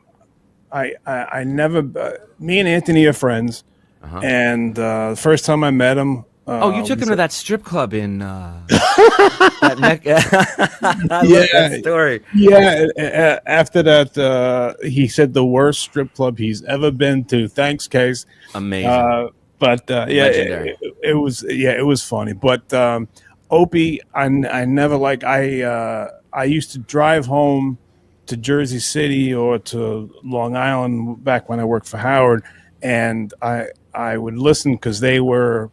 Number one on the drive home on NEW. And I was like, this guy Anthony is so talented. He's got these great impressions. So these comics who come on, they're so talented.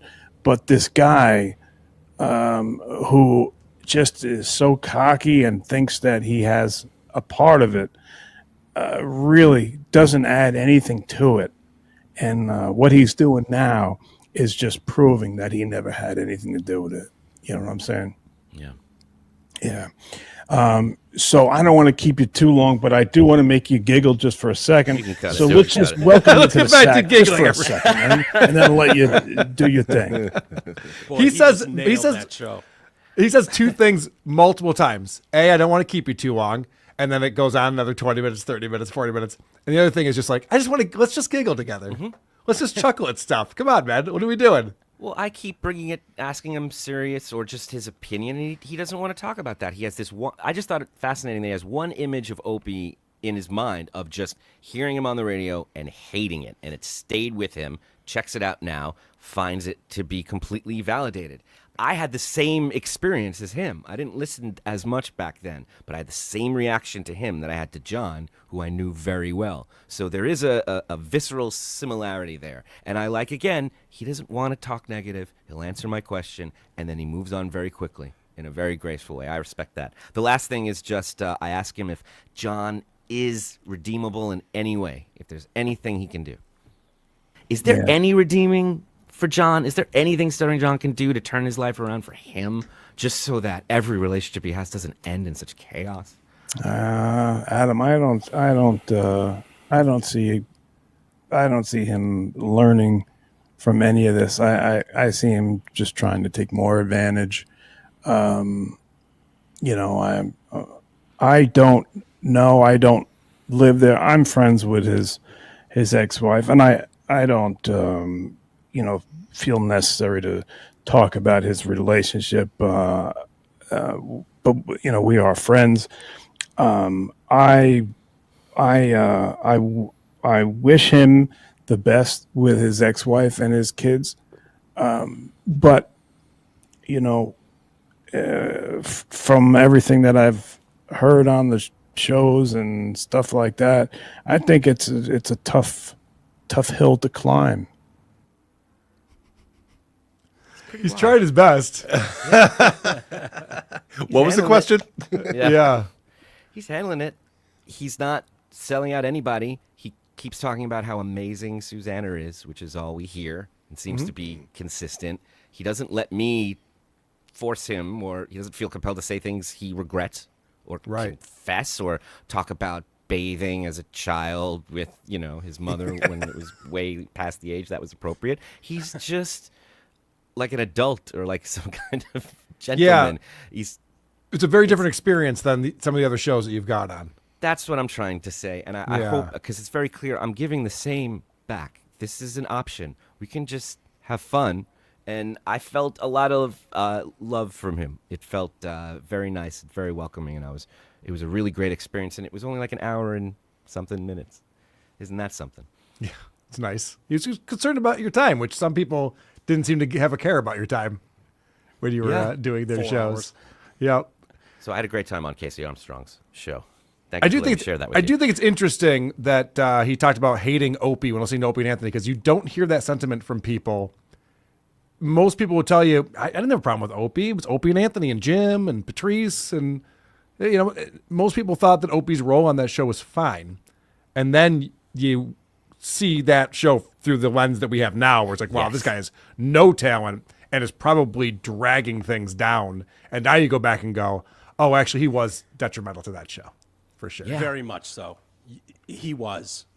You could hear it. The show I worked on in Detroit, Drew and Mike, you could go each day of the week, and on Monday you might walk away after listening to the show and go, Drew's my favorite. He's the funniest. He's the best. And on Tuesday you might go, you know what, Mike Clark. Mike is the funniest I've ever heard.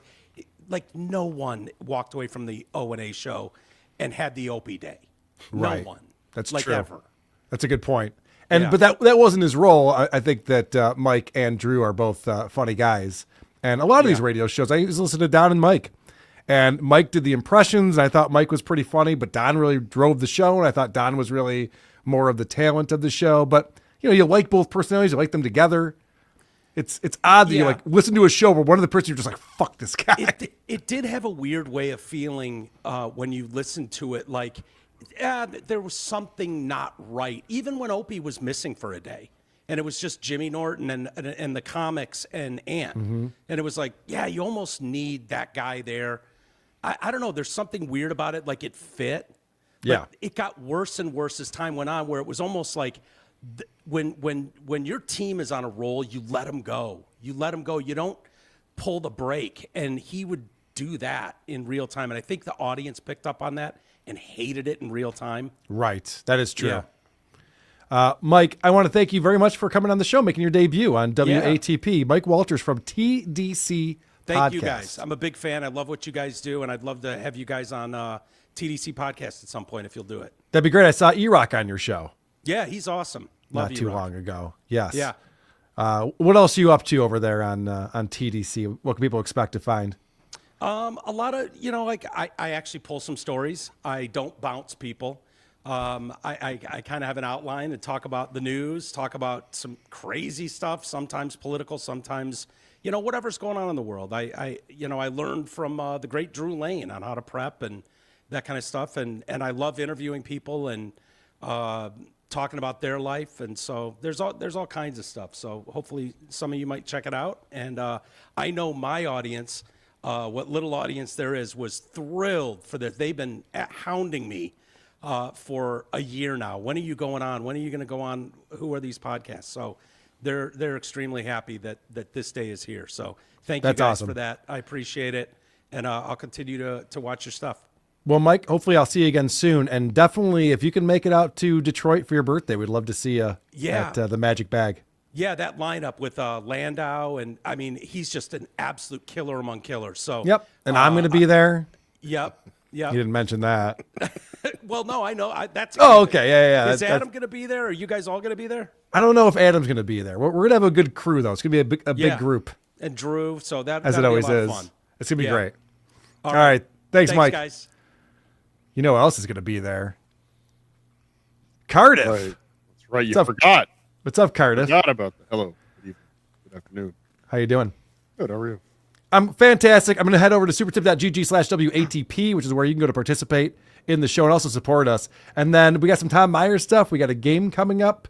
The Tom Myers stuff I'm very excited to talk to you about. But first, Ghost Crusaders TV coming in. Oh, dear God. I got locked up and the judge postponed my sentencing, and there is no way to spin this because fucking Melton was in attendance. Quick favor to ask you, Carl. 1, how the hell can I spin this? And 2, why the fuck did Melton post my bond? Really wish there was a Kiki voice so I could end this with bing, bing, bing, bong, bong, bong. Good feedback. Thank you for that. Wait, Melton didn't post his bond, did he? I have no idea. We'll find out, I guess, because that would be so funny. He's like, I'm in here overnight. He's like, no, actually, there's a guy out here who wants to help me out. Melton saves another How one of his dare Rolling Stone not include me? I was the life and blood of the Howard Stern Show. Prepare to get sued, motherfuckers. Yeah. I wish that article would have pulled up. It would have been a better impact. I had a whole way I was going to present it. It was going to be brilliant. And it was going to be like, wow, Carl, that's such a great segment. I never would have thought of that. Okay, it wasn't going to be that interesting. In fact, what I told you was the same as Pretty what much the same happened. reveal. Yeah, we got it. Totally We fine. didn't The see reply it. guy coming in. Need money for Rolling Stone, Carl? I can help. All it will cost you is your soul. Don't do it, Carl. Learn from my mistakes. Okay, yeah. I'm not going to work with the Becky Monster on a Rolling Stone subscription. Thank you. Reply guy again. Yo, what's up, my nigga producer, Chris? Sorry, Chris had to step away for just a moment. Riley and Friends coming in with $10. I'm flying to Detroit for the show in September, and my mother flipped out because Detroit is shady. Do you think I'll be murdered? Yes. Great question. Is Skinny Chad in attendance? There is. Skinny Chad was fantastic in Boston. Will he be in Detroit? I don't know. Only 40% of the people that attended Detroit last year were murdered. So It's the true. odds are in your favor. There's the good news is that we're not actually in Detroit. We're in a place called Ferndale. Which is worse. Yeah, that's not no. good news. Yeah. It's very nice. It's a very nice place. It is. You'll be fine. Ghost Crusaders TV. Hey, Adam, did you drew these SVU? Probably. Okay. The Cope. Your levels are absurd. This is a bit, right? Spend a month snarking Ron and Opie for levels, then bring on a guest we can't hear while Carl screams. Am I too loud for once? Nice. He was very soft. His level was very quiet. Yeah, we'll clean that up in post. Yeah. John's Gippy Halloween Hand, $2. Walter's one of my favorites. Glad he's in the Dabbleverse. Well, thank you, John's Gippy Halloween Hand. He has Great to some see you great, here. nuanced political takes. He has some very smart, interesting looks at things. I like his perspective. Nice. Rumpled Trenchcoat, a Columbo podcast, $10. In A Christmas Carol, I always wondered if other people were given the chance that Scrooge got, but were unable or unwilling to become a better person. I'm afraid that's SJ.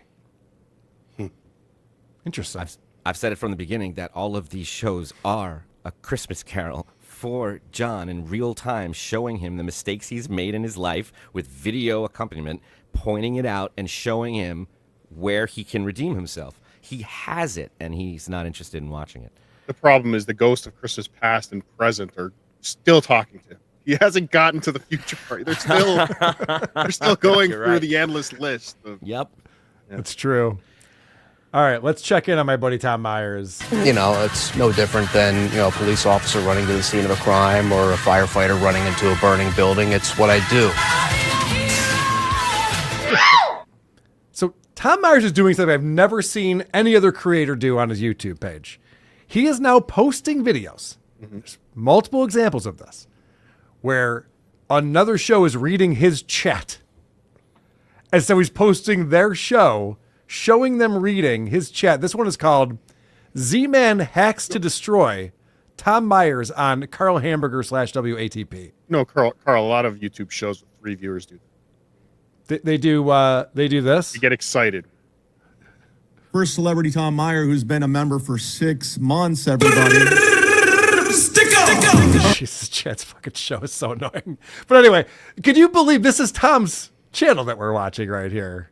And he just finds the segment where Chad pulls up his chat.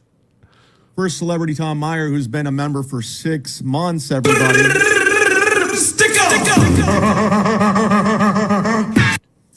Tom Meyer celebrates 6 months of membership with Carl. And every accusation is a confession. You can see it when he accuses people of being derivatives, hacks, unoriginal, lying, and not being funny. Congratulations for being a member for 6 months. And thank you very much for your membership, Tom. Go subscribe to Tom's channel. Jesus Christ. And as you know, Tom is not a big fan of Lady K. That's where we bond. You see right through him. Good stuff. Yeah. All right. Oh, that's the whole video. That's the whole thing right there. That's what he posted on his. Oh.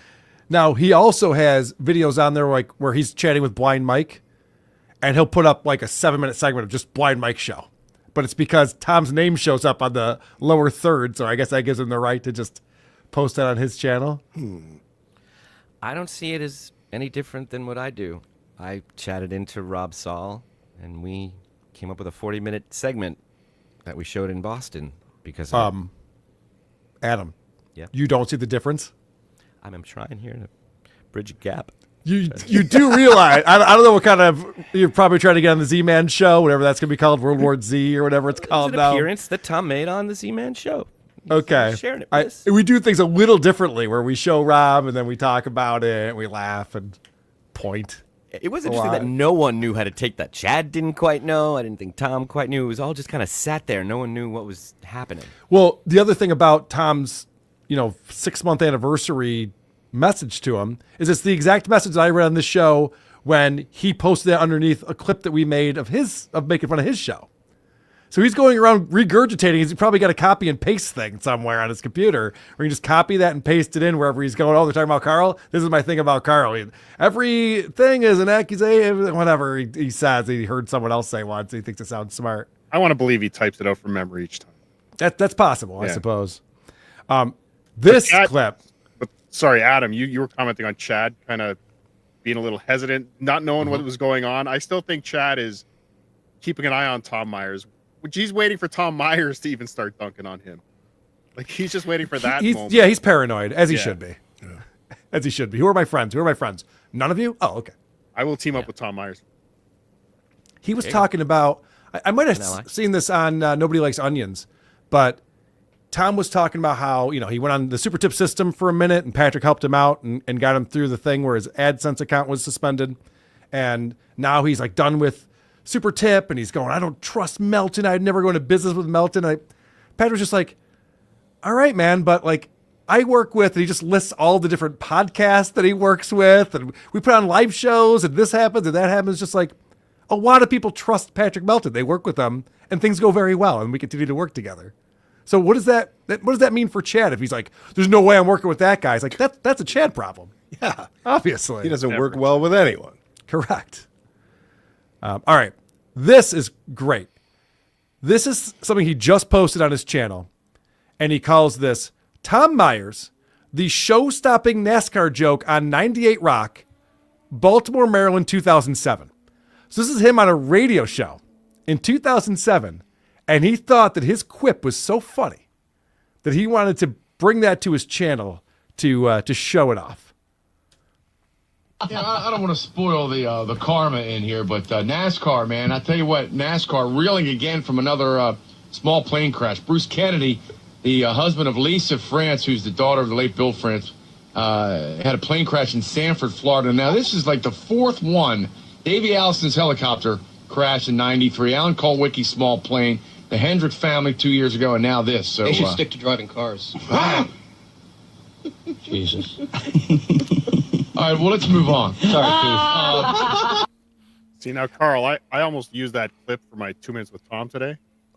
Good thing I couldn't come up with a better Tom Myers joke than that.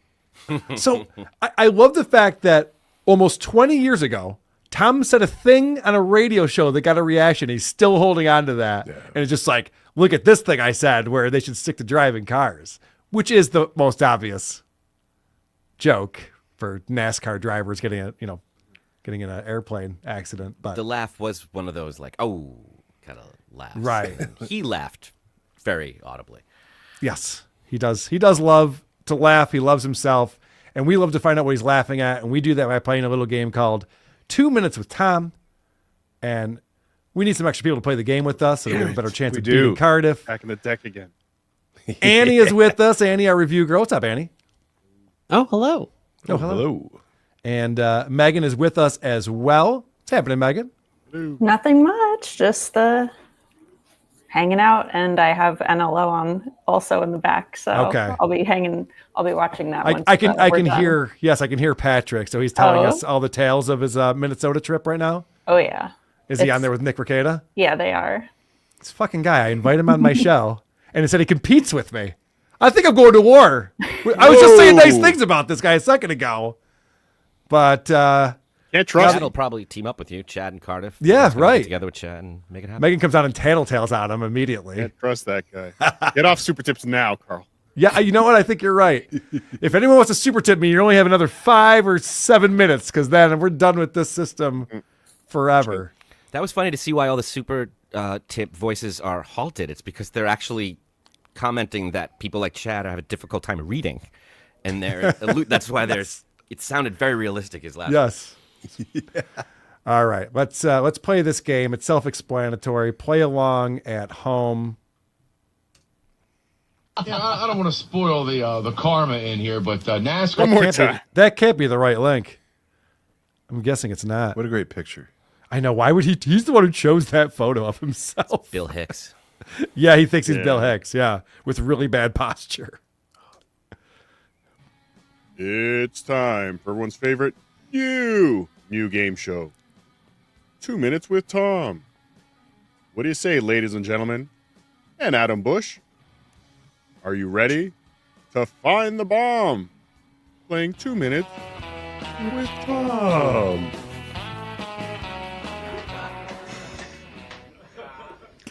I love doing that, though. Come up with bumper sticker and t-shirt concepts. You guys have seen this t-shirt around?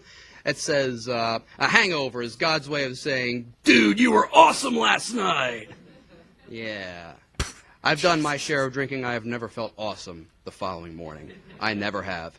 I want to come up with a t-shirt that actually reflects what happens when you drink too much. I want to come up with a t-shirt that says, a hangover is God's way of saying, hey, buddy. What did Tom say next? Here are your choices. Number 1, 2-for-1 margaritas are intended for 2 people. B, you made out with a dude last night. Next, water is important, dummy. 4, look at your call log from last night and start apologizing. And lastly, your liver isn't the only thing that took a pounding last night. 2 minutes with Tom. All right. I'll explain my process real quick. A lot of times when there's 2 answers with the same theme, I go, oh, okay, so Cardiff, that's one of those is the answer. There's 2 things that are about having gay sex when you're drunk. Now, originally when I saw making out with the dude last night, I'm like, Tom doesn't do stuff like that. He's very open-minded and progressive. He would make a joke like that. What's wrong with making out with a dude after a couple cocktails, right? But then with the lastly thing, so I'm going to go with number 4, because call log would be the term that Tom would use when looking to see who he needs to apologize to. Adam, what do you think? I'm going to go with number 1 because it feels like it's out of a joke book. Feels like it's just a classic party one he's heard somewhere. Yeah, I like that. Annie, what do you think? I'm thinking lastly, one of the ones with gay sex. Yeah. Smart. That's what I should have done. Megan, what do you think? I feel like it might be next because it just sounds so corny. Yeah. So I'm going to go with that, even though All right. I should go with what you are saying because it worked for me the last time. But it doesn't work every time, Megan. Every now and again, I get these wrong. It's amazing. He rarely wins. Don't follow him. I was going on a streak for a while, Cardiff. You I'm almost gonna go stopped next. making the game. I did so well. Cheated. Producer Chris. I went with B, so we naturally got the spread. All right. Let's see who the big winner is today. You guys have seen this T-shirt around? It says, "A hangover is God's way of saying, dude, you were awesome last night." Yeah. I've done my share of drinking. I have never felt awesome the following morning. I never have. I want to come up with a T-shirt that actually reflects what happens when you drink too much. I want to come up with a T-shirt that says, "A hangover is God's way of saying, hey, buddy, you made out with another dude last night." Oh! Was that you, Producer Chris? Purely going by what friends of mine have told me, you know. So my theory was right. I just didn't execute on it because I'm an idiot. Okay. Well, And you've discussed that theory before, which is I why have. I did that this time, and I thought I would double trick you. No. Don't act like you're trying to 4D chess me. I know what's going on here. I'm just an idiot. Purely going by what friends of mine have told me, you know. That's such a weird. I know. I'm not trying to analyze Tom's jokes, but that's such a weird joke to be like a hangover means you made out with a dude. We This have is the to guy who listen claims to to the have- first part of the joke. He's a slut, Carl. But this is a guy who claims to have been an alcoholic. So am I to believe that he's made out with a bunch of dudes when he's drunk? He's just like, I'm not into gay sex unless I'm drunk enough. Then Yingling's a hell of a drug. pretty Carl. tight. Yeah. Yeah, but listen to how he tags it too. Or, Oh, okay. It's not even a tag where it's just like, that's what my friends tell me. Yes. Like, right. It's not me. Your gay friends? Yeah. Last night. Purely going by what friends of mine have told me, you know. Haven't been around that much, but a lot of my ex-girlfriends were experiences that I've had while I was drinking. I dated a girl with a multiple personality disorder, and about a few months before we broke up, we both decided we were going to go ahead and abstain from having sex, which was fine. But it was fine for me because best part was she didn't tell her other personality that, so I was still getting a little action on the side. Bad news is her other personality was named Daryl. Now that's a Tom joke because I don't get it. Well, I'll explain. It's gay sex with a chick who has a vagina, I guess, right? What do you think, Cardiff? Well, I had to leave that in there just because it tied so well to the first joke, whatever that was. It's a lot of gay jokes going on Same here. joke. But what he's saying is even when he's having sex with a woman, he's only having sex with the male personality of the woman. So he's gay. His heterosexual sex Also, is gay. You guys talked about this when Tom Myers was on this show, where you go, you should talk about what you know, because when you talk about dating and girls and sex or drugs, or drinking, like you don't having fun. Yeah, you don't sound like you understand any of this stuff. He goes, me and my girlfriend decided to abstain from sex for the last few months of our relationship. It's a weird conversation. Oh, to he have. follows that with, which is fine. Which is normal, as you do. And that's Let's the stop language doing you that. use when you talk about things like that. Yeah. That's what you say. Stop doing that thing abstain. we enjoy. What a weird setup. Yeah. This episode has been brought to you by patreon.com/Cardiff Electric and Cardiff Electric's new YouTube channel @Cardiff Elect. Like and subscribe now. I'm Cardiff Electric. I'm your friend till the end. It's sticking. It is. People like it. Sit, Eugene, sit. Good dog.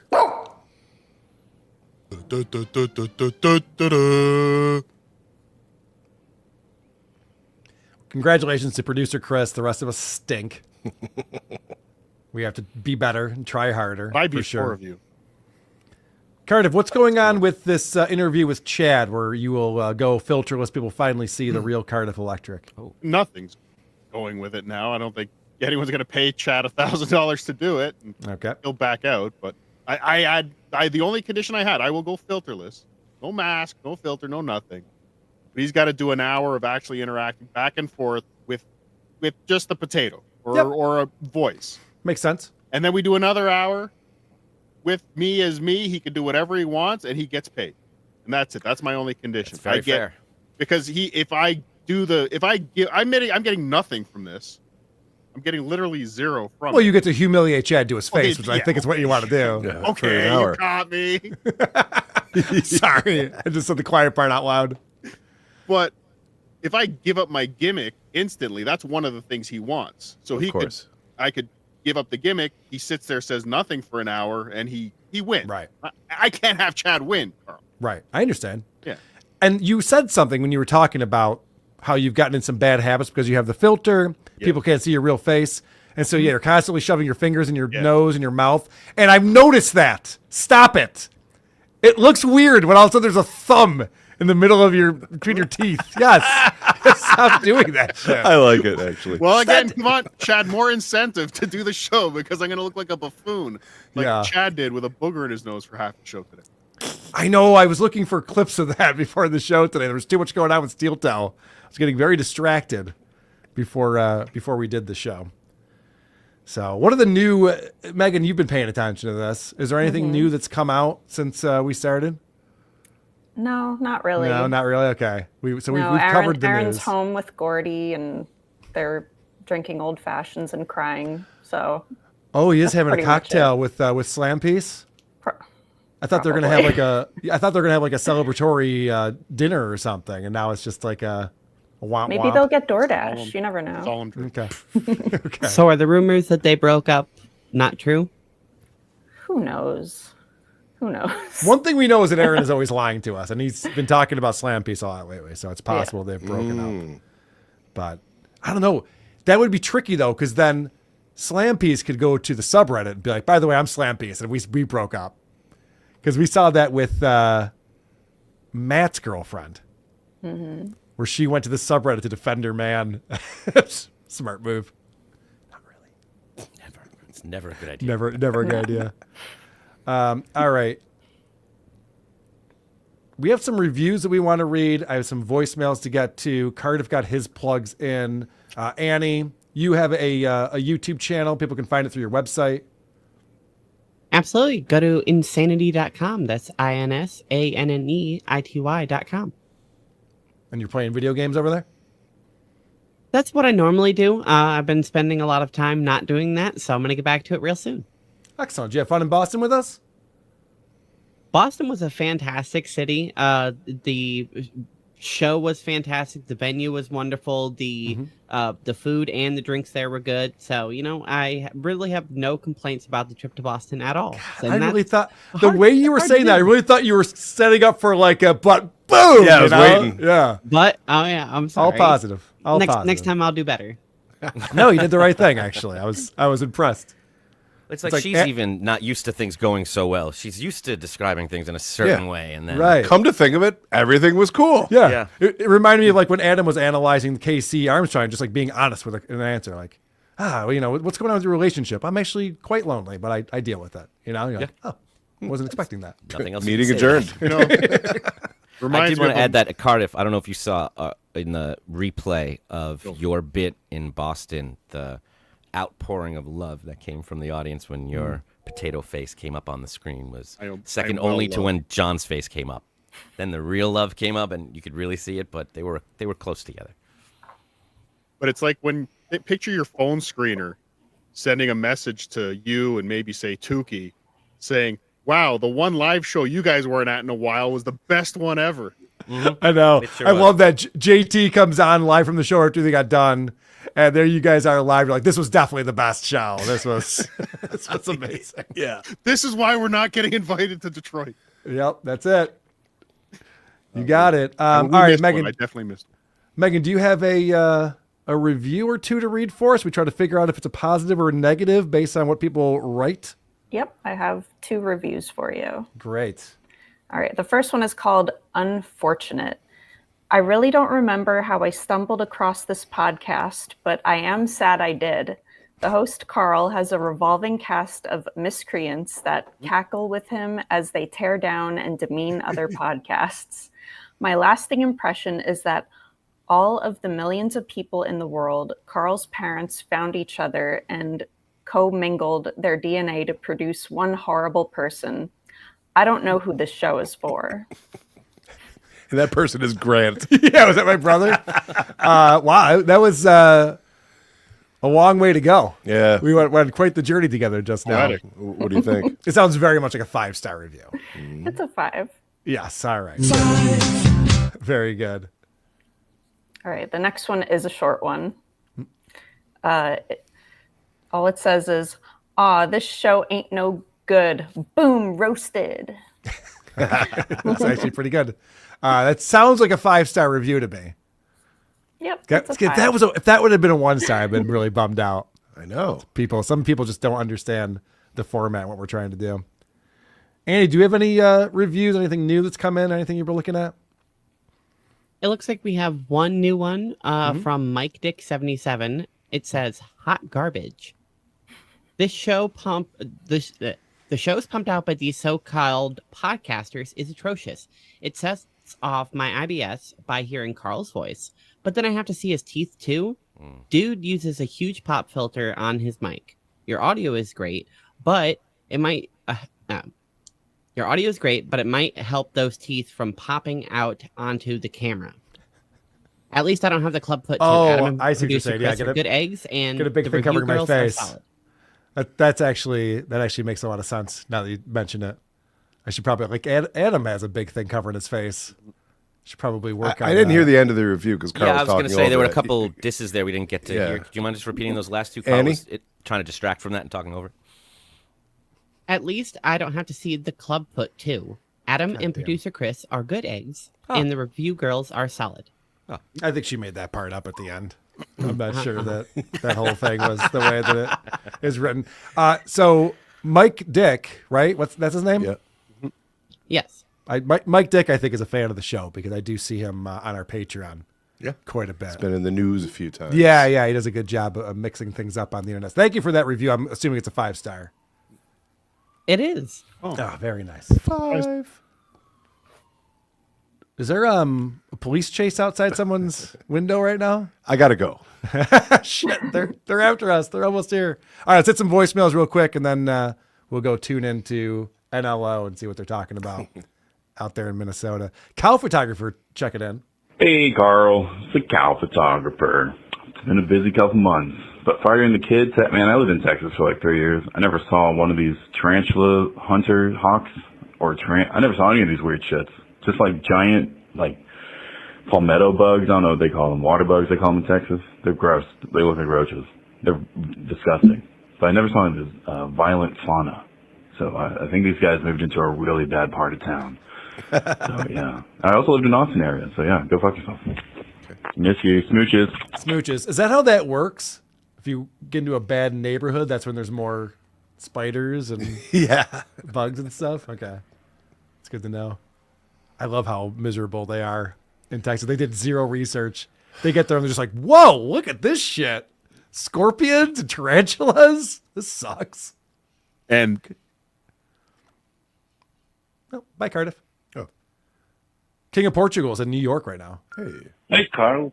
Quick update on my trip. By the way, King of Portugal here. I'm stuck in New York because I made the stupidest mistake. JFK plus Delta. Who knew? I can fly back. I guess I'm living in there nowadays. But I want to give you an update on my trip. So I was at the Irish bar, met so-so lady, right? Yeah, beggars can't be choosers. She took me to her Manhattan place. It was amazing. But when I was doing my thing, Carl, I heard a guy crying, "Doggy!" So, what's up with that? But yeah, Carl, thank you. Cheerio! That's tale as old as time. That's what happens when you go to New York. Everyone will tell you that. This is one for you, Megan. We're calling in. Hey, Carl, I listen to the show. I don't ever watch it, so I need you to help me out with something. Is Megan hot? She has to be hot, right? Because if she's not hot, there's literally no other reason that she would be on the show. Have Chris call me back for the answer. All right. I'll have Chris let you know what the deal is with that. I think that was meant to be an insult, Megan. I don't know. Probably. Seem pretty mean. She's very attractive, sir. Carl and Blind Mike, this is for WATS. It is 100%. Wait, why am I playing a WATS voicemail? Yeah, we don't have time for that. Who's got time for that shit? Yes. It is 100% homed, HOMED in. When you say honed, you're sharpening something. Like you're sharpening your wit. You're honing the punchline. But when you're trying to zero in on something, you're homing in on it. I hope this ends the discussion. I will see you in Detroit. People keep arguing with me about what it's supposed to be, homed or honed. So it's like two different concepts then. Yeah. They're both right, but in different. Is that true, Adam? I actually thought it was honing in with an N. Yeah, but there is. But honing in is like refining something, whereas homed in is like zooming in on something and getting there. That's what they're saying to me. I don't know. I don't have the internet. I will talk to this guy in Detroit. Okay, let me know. I feel like this is a WATS problem, and I don't really know. You know, Adam, you've done a good job of... More of these grammars coming out this fall. Yeah, you did a good job of keeping things on track today. Yeah, I think Carl steers the ship. But, no, I need Adam now. It's good. Oh, here's another debate that we have on the show. Uh-oh. Hey, Carl, I was listening to you and Blind Mike discuss how to pronounce crayons. And it's funny because are you garbage? That's one of their questions. Or they'll ask, how do you pronounce the product that Crayola makes? And if you say crowns, it's basically you're garbage. And yeah, because it is pronounced crayons, you slack-jawed fucking retard. So I say you're garbage, human garbage. So I say crayons. Yeah, that's what people used to say when I was growing up. Adam, what about you? Yeah, no, that's deeply annoying because that's not correct at all. It is crayons. Yeah. That's how it's Megan, spelled. you're It's how you from say it. the Northeast. How do you say it? Crayon. Crayon. See, I think that was peer pressure just now. Annie, am I crazy? I think it's a colloquialism to call it crayons, but I think that's totally incorrect because they all are called crayons. Yeah, no, there's no Rochester dialect. There's not a no. It's just a no, because I can't all be right down here in southern Illinois area, and we most people call them crayons, CRAN, just crayon. But you're saying those are a lot of dumb hick yokels? Is that what you're telling me, Annie? And I should figure out how to pronounce this word properly? Yes. What if I just never talk about them again? Or just talk? It's like the debate between caramel colored and pencils. Well, caramel and caramel, or caramel and caramel, I believe are both correct, right? I say caramel. Yeah, that is the right one. That is true. That is the right one. Yeah, because Carmel is a city. It's a town. It's a real place. Carmel, New York. Could be two things. Hey, what's up, faggots? Just like everybody else that listens to the podcast, I've always wondered who the fuck Mario Bosco is. And you said he's a stand-in in The Sopranos. I don't know if that's true. I will say I have finally seen him in a movie. I was watching 54. Oh, yeah. About Studio 54, and there's a scene where it looks like this old Jewish lady is doing some really shitty dancing. And as it turns out, I look at that person and I go, that kind of looks like Mario Bosco. And then, like, later on in the scene, he actually talks, and you go, oh my fucking God, that is Mario Bosco. He literally looks like a 70-year-old lady in this movie that's, what, 26 years old now? He looked older then than he does now. So I think he's like a Benjamin Button fucking person or something like that. I don't know. Don't call me back. Eat a dick. I've not seen that. You seem to be familiar with it. I just looked him up and saw that as one of his okay. credits, so I was curious, but not so curious to actually watch it. We got to find that scene now. I want to see what's doing. All right. With our friend Mario. Here's a note for us, Chris, since you got the pen out. It's good. Hey, Carl, if you could be funny, I would enjoy the show better. Oh, and Professor Kraft? Yes. No. Okay, fuck off. Professor Chris. Stuck the landing. Yep, you sure did. Ronnie in Syracuse. Ronnie in Syracuse. Love you, love the show. Hope the wind noise is not too much. I just finished listening to the live show in Boston, and it was fantastic. I wish I could have been there. That song by Mr. Magenta was just out of the park, man. Fantastic. I wanted to comment on one of the people in the audience asked on the open mic at the end, for Vinny to say elementary and documentary. And it seemed like you didn't get it. Central and Western New York, where I'm not originally from, although I lived there for 30 years in Syracuse, they say documentary and elementary. And it drives me nuts. Probably not a big deal because I talk like John anyway. So that's all I got. Don't call me back. People complain about how I say documentary. I feel like I say it the way everyone says it. I hear myself say it. Well, that's how I hear it from other people. Documentary? I've never heard elementary. Elementary? Yeah. Yeah, I've never heard that either. Terror at the end. I guess I shouldn't be a judge on any of these things when it comes to pronunciation. Is that the Apparently. Live in Boston mint salad poster behind you, Chris? It is. Fantastic. Yep. It's already up on the wall.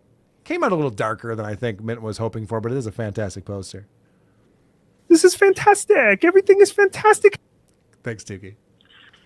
Hey, Carl, Chris, Adam. Well, I've been pondering this for a long time. Now that Lorne Michaels is about to retire, why does he refuse to let John Melendez be the host of Saturday Night Live? Good question. Don't you think that would cause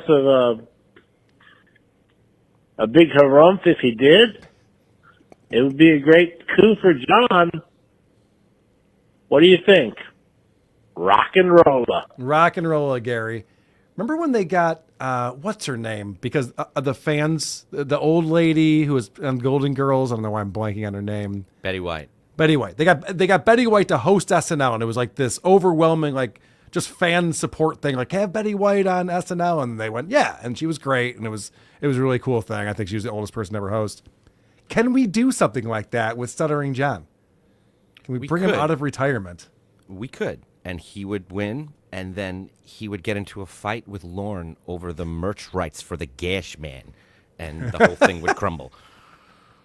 Yeah, while they're writing the script to the movie, because they already know the skit's going to work so well.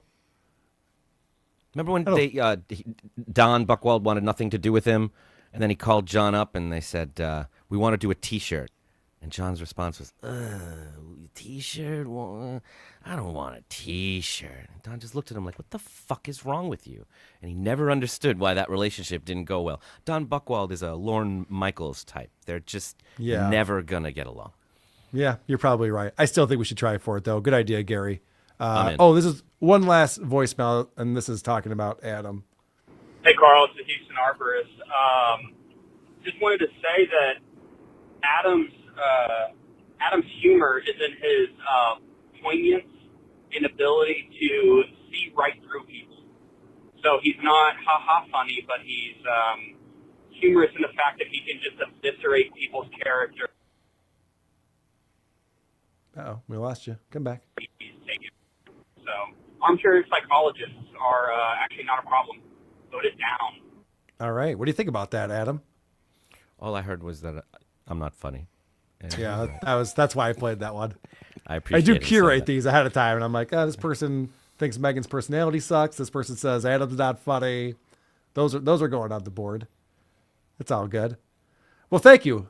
Thanks for being here, Annie, Megan, Chris, Adam. Fine program. You don't agree with me, Lisa Boswell? Nobody cares. Fair enough. No shit. I gotta go. Bye. I gotta go. I gotta go. I gotta go. I gotta go.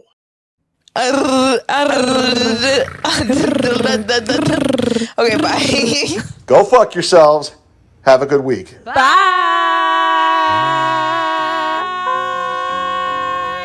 A plane has hit. I rewatch iCarly. Boom. Fuck his mom.